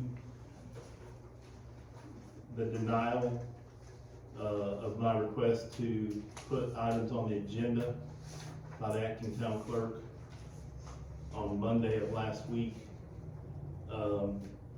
I submitted them. She refused to put them on there, so, I forwarded her an email that, Rhett had, sent her requesting clarification on whether or not she was acting on an email that she sent out with a proposed agenda process. And back in September, she acknowledged that it was just sent out to the council members to, consider. And then Rhett advised her that that would be council approval before, implementing it. That was never done. She amended the agenda to add Mr. New to the agenda. And again, left those 2 items off. Because when I was notified that the agenda was amended to add Mr. New, I said, did you also add the 2 items that I requested Monday? And she said, no, they'd be on. So I emailed Mr. Bullard for an emergency, written opinion, and, in short, y'all have a copy of that in the materials that was passed out tonight. Mr. Bullard stated in his opinion that, council members cannot be denied unless there's a policy that, has a deadline, et cetera, et cetera. He established that the council retains ownership of the agenda at all times. So, I have included a proposed agenda preparation policy. If you all That's in want that email? Kelly passed it out tonight. So because we got, Yeah, questions, but we haven't given this in the agenda packet, this hasn't been something that's disseminated to the public, it is something that you're taking action on. It is likely that you would wanna do a policy adoption where people don't know about it. Because the whole point of having a policy is so you have some rule and ideas that people should know what the rules are, right? Just as a housekeeping measure, like you can do it, but it's probably a good course of action to just put it on your next agenda to do it. That way everybody in the public knows. And I agree with that. Well, I would disagree, because this is an emergency, this is preventing Then the if it's an supreme emergency, authority then of if it's- the council. Then if it's an emergency, what you should have done at the beginning of the meeting was declared as such, but you didn't until it's dialogue right now. So if it's an emergency, it should have been declared as such at the beginning of the meeting, so it could have gotten, which the point of having an emergency is that you don't have to provide necessarily the notice you would have to provide, but you would have had to have declared it an emergency item at the beginning. Okay, let me rephrase that, then this is a matter of urgent attention, needs urgent attention. Because if the policy's not adopted, and this continues again, I mean, did you say you had items that weren't added? So, I mean, 2 council members were denied. You're supposed to have 7 days. So just as real quick, but as a council, you have the right to add items to the agenda. You can add items in new business like you've done, which means when the agenda comes out the next time, those items will now be listed in old business because they were on the agenda, you added them before. You, in essence, are in control of your agenda. But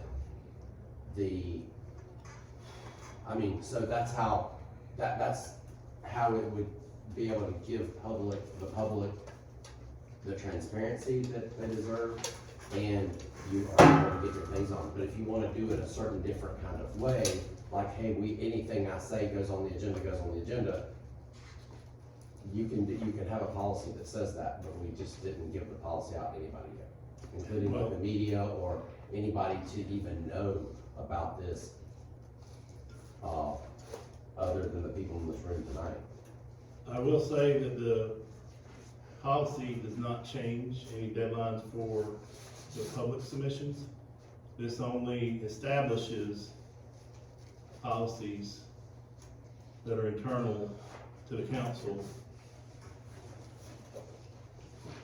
Well, I'll just give you the opinion you want to hear so we can get this meeting No, over. no, no. Every time I give an opinion, it's like, you like it, then you don't like it, No, and it's but- like, the opinions don't change. Red, we're gonna put the policy on next agenda and review the policy. Well, I make a motion that we table the policy, Okay, and so. I second that motion. All those in favor, say aye. Aye. Opposed? Nay. Okay, so it will be tabled. And then what's next on there? I can't see it. The fort update. The fort update. I walked through the fort with, Timmy Jernigan and the gentleman who's taking the place of Keith Hatcher, who's been a property guy through all this. He's retired. I don't know if you know that, but I've been working with him for months about it. The fort looks great. And personally, y'all know I wanted to get in there and see those bathrooms. There's 6 new individual bathrooms. Some are in the class, like a couple of classrooms have a bathroom, and then a couple of them are, exposed to the hallway. But they're individually, and of course, they're 88.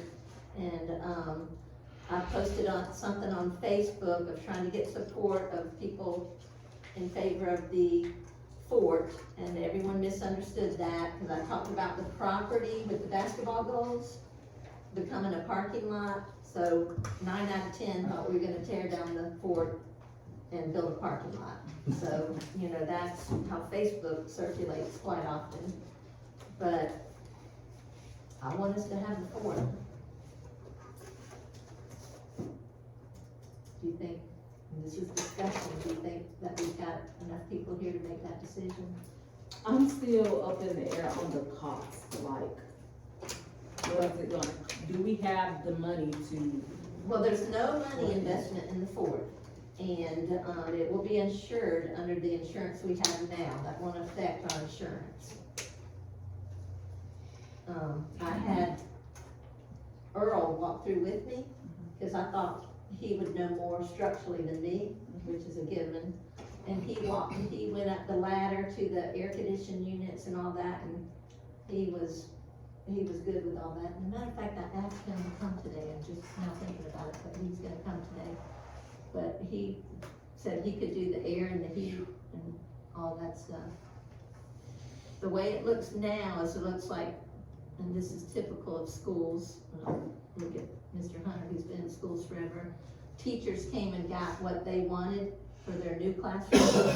And so there's a desk laying here, or 3 or 4 textbooks laying there, but there's no, like when I worked in there, you could go like that on the wall, and it was moldy. There's nothing of that. Just for clarification, so that we understand, is that K through 12? Is that the K through 12 school, the old school? It's the original old school. It is a You know, we renovated that 30 years ago. Yes, my dad bought it in. And it was a historic grant, Yes. and it's already in that condition. Wow. I would say it's in good condition. Oh, okay, well, Yeah, I'm maybe bragging on something- it, okay, because it good. was in bad condition when I taught in there. I was sick in there all the time. Okay. But they've had to do some renovations since then. Go ahead.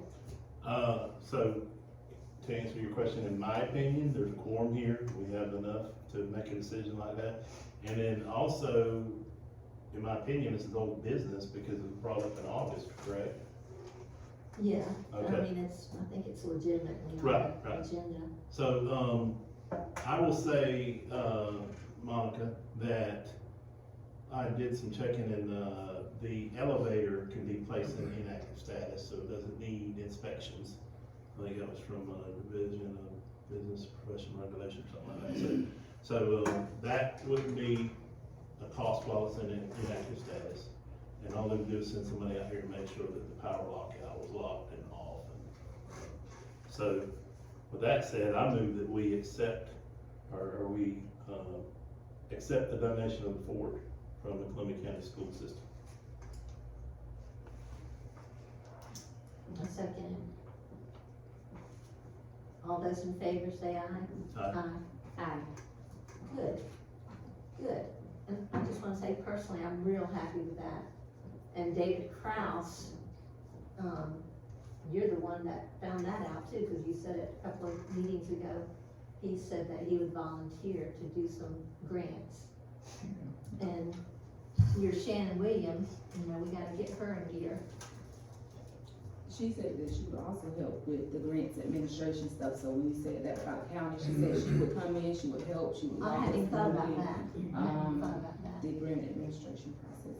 And I was saying that to Kelly as in I can't do I've done grants for $600 with school stuff, you know, or USTA, stuff like that.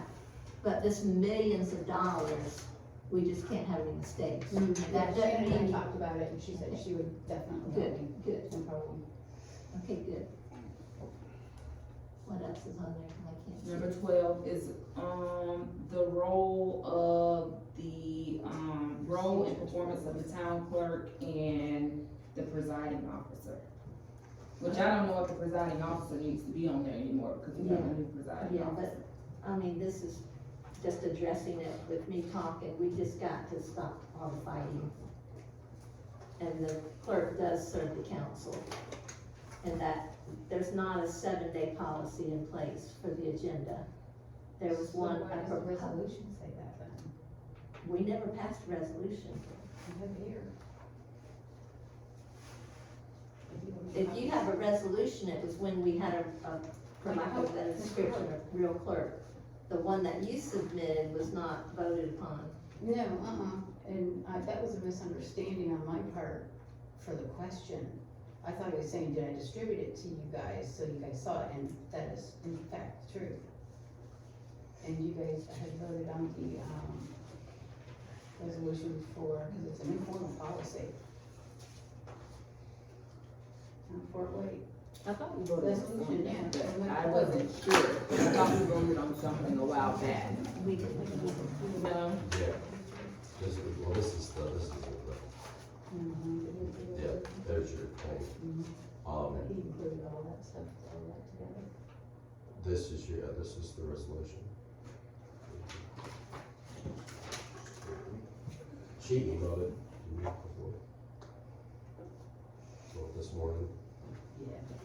Well, I will say that when I saw clarification, and I have an email in here, it says that she was sticking to the policy. I think it's And when I more asked because of clarification on that, you referenced the policy you sent out in September. Mhm. That policy was not ever approved by the council. This policy just to stick to try to get order. But Mr. Bullard said that would need to be passed by council. So that's a question? No. That resolution passed some time ago, the one on the back, the one attached to it right Yeah, there. that's the one. That was in we 2025. Passed, yeah. Or previous.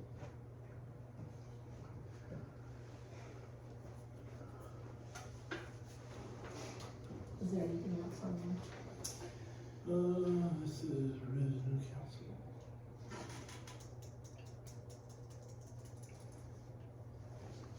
Do you have something else on there, Monica, because I didn't write it down. Number 14 is the last one, and that's yours too.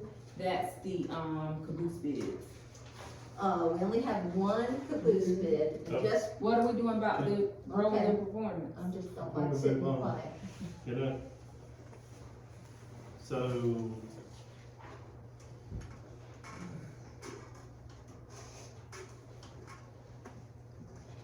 Is this part here under agendas the part you're talking about?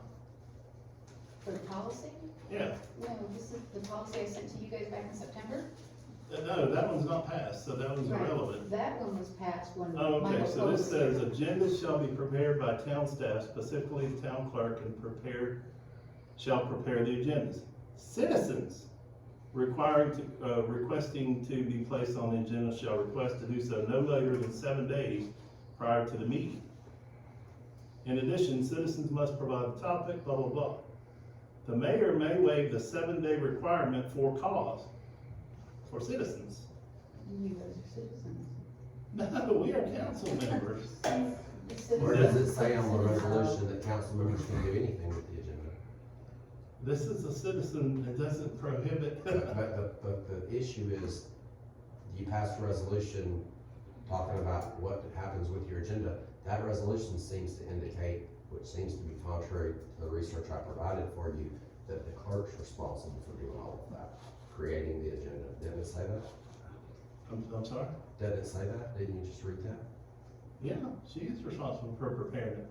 Right, but the point is, it's y'all's agenda, y'all are the ones that, I think the preparation part is just like, she's really the administrator, she's really the person that types it up, but you could read that to be like, that's what she does. Because it doesn't anywhere in there say you have any right to do anything with it. It's a ministerial duty for the council. My point is that this says citizens must be submitted by 7 days, not council members. So, again, we're back to the same thing. So I think what we discussed, I think what we discussed in the past, because there were so many things being added to the agenda, and I think Stu has said this multiple times. So with us adding things, there was gonna be a cutoff time, because the agenda packet that the citizens were getting ended up being way different than what we had, because we kept adding items. So it looks like there wasn't any transparency to the citizens, and they weren't getting what we were getting because we kept adding items. So I think we said the 7-day thing, I don't know why it was wrote like that, but the 7-day thing was, you know, for us to get everything in here so the citizens could have the same thing that we had. And then, because we control the agenda, when we come in here, then we add what needed to be added in transparency of the citizens, so it doesn't look like we just put out this wrong agenda, but in the background, the council was adding things that the citizens didn't get. Like, they have a whole different agenda than we have, because we're constantly going to the clerk, putting things on there, and then therefore, the citizens aren't prepared for us to talk about it, or they're not so I think that was the whole point of that 7-day thing, and I don't know why I just say for citizens, because I do recall that being the issue of, let's get a deadline on what goes on the agenda, because the citizens are confused to the agenda is and why certain things were on there after a certain point. Okay. So that policy, proposed policy for agenda preparation addresses all of that. It addresses the agenda, submission deadline for citizens. It says per this, resolution that if they don't make the deadline, that can be approved by the mayor between the time, you know, the 7th day and the posting, and it has a deadline for council members, and then a late deadline and a firm cutoff. After the late deadline, no more, and then it gets posted and no changes until the week. Can I So get a that's all copy in of this that? I proposal. don't have one. All right, Kelly, pass it Mm-mm. up. I didn't have it. Oh, you didn't pass it up? But yes, Do you want that to- addresses Email all it of to them. you? I'll email it to you. Anyhow, that's all I have to say. Okay, so we're gonna move on from that, Yes. and are we down to discussion, or is there something else on there? No, the caboose bids. The caboose bids, I'm sorry. We only got one, and it was like $250,000 or something like that. It appeared to be that they were going by the specifications of redoing it as a historical building. So I'd like to just table it and get some other bids, because we could build it, I'm not suggesting this, but I'm gonna say it, build it like you build a playhouse in your backyard. You know, a building from BAM up there, wooden versus aluminum, but we've got to either decide to just bulldoze it over or, save it. And someone did, a citizen suggested to me that we put a shelter over it because the roof is so bad, to not let it deteriorate anymore. So I don't know if we wanna pull that carport over it or just wait. I would suggest we just get some more bids. So it's I tabled. second that. Oh, you made a motion? A motion that we table it. All those in favor, say aye. Aye. Okay, opposed? None.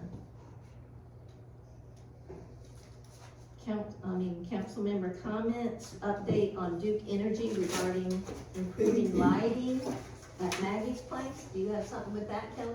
Yeah. Isn't there citizen comments on there? Yeah, I'm sorry. I'm so tired. Open to the floor. What's your people in? Check in, how many people? Yeah, really. Thank you very much, I'm very brief. You're recognized, Stu. Thank you, ma'am. The item that you tabled before regarding the agenda preparation, I think that needs to be tabled to a time certain, like to the next meeting.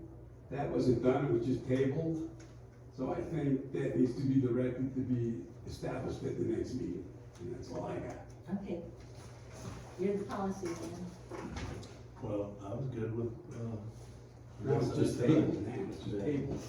Do we want to look at a special meeting for that, or do we want to table it to the next regularly scheduled meeting? I thought when you table an item, it automatically goes to, No.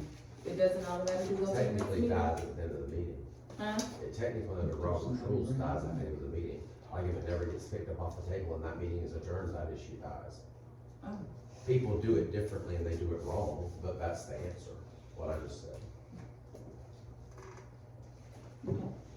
So you need to submit a policy before the next meeting so that everybody has time to review it? Yes. Can I amend my motion? Yes. I'd like to table the, agenda preparation policy until the next meeting of the council. All those in favor, I second the motion. All those in favor say aye. Aye. Opposed? Motion passes. So that means that we have to take action on it at the next meeting. I just wanna be clear. Action on We'll table it again. it. There you go. Okay, Ms. Kelly, do you have some kind of update on Duke Energy? Yes, they went out and Maggie is pleased. They can't, she would have to add lights to make the right of way brighter, and they can't move them physically to make it over here, she's aware of that. And we brightened up the other lights down 47 and then also and all around the property, so she's aware and So all that's, it's all done. so she's good. Yep, I mean, she's good. we never said that we we're gonna buy her lights, Right. but we were gonna look into, See what we can do. and I'm thinking while I'm talking, they corrected that one on Cullen and Ellis. That was the real dim one. That's a real good one, that they, brightened those up. Okay. They, to as Okay. bright as they can go. And on that note, this wasn't Duke Energy, but Earl brightened the one at Bees Park, much, much better, much better. Okay, the second thing for discussion is Town of Fort White Parade and Breakfast. Everything's on track. Tons of toys, tons of, volunteers, tons of money donation. And Rocky's back there, thank you, Rocky. Number 3, clerk's report, total expenditures and income, and I did see that in here. There's those guys for you, those for you guys to look over.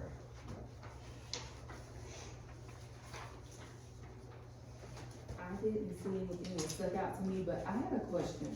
When did we agree to, I was just thinking about this, do the new salaries for the public works guys start in January? I believe it was first I of thought it October. was It started. was October. It was October? After the meeting. It was Yeah. approved after the meeting.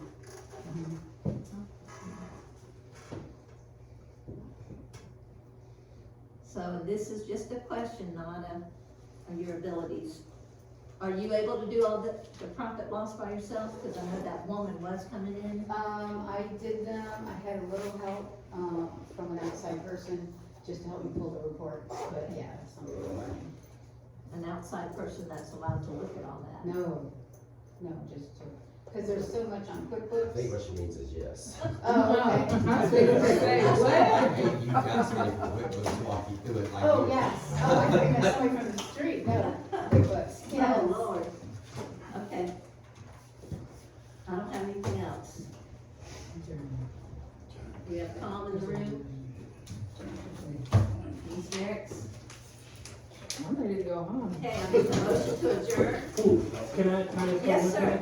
You guys said you're a presiding officer, but during the meeting tonight, you guys gave somebody authority to get the floor. I need to know who the person who's from the city who can talk about that on the record, to say what that's gonna be and what you plan to use it for. Okay? Y'all gotta vote that. You don't have to vote me. I think that's something that needs to be discussed on the next agenda item, and then we will make you aware of who that Okay. person is. We don't have a plan or anything that I know of. That's fine. Motion to adjourn. I second that motion. All those in favor? Aye.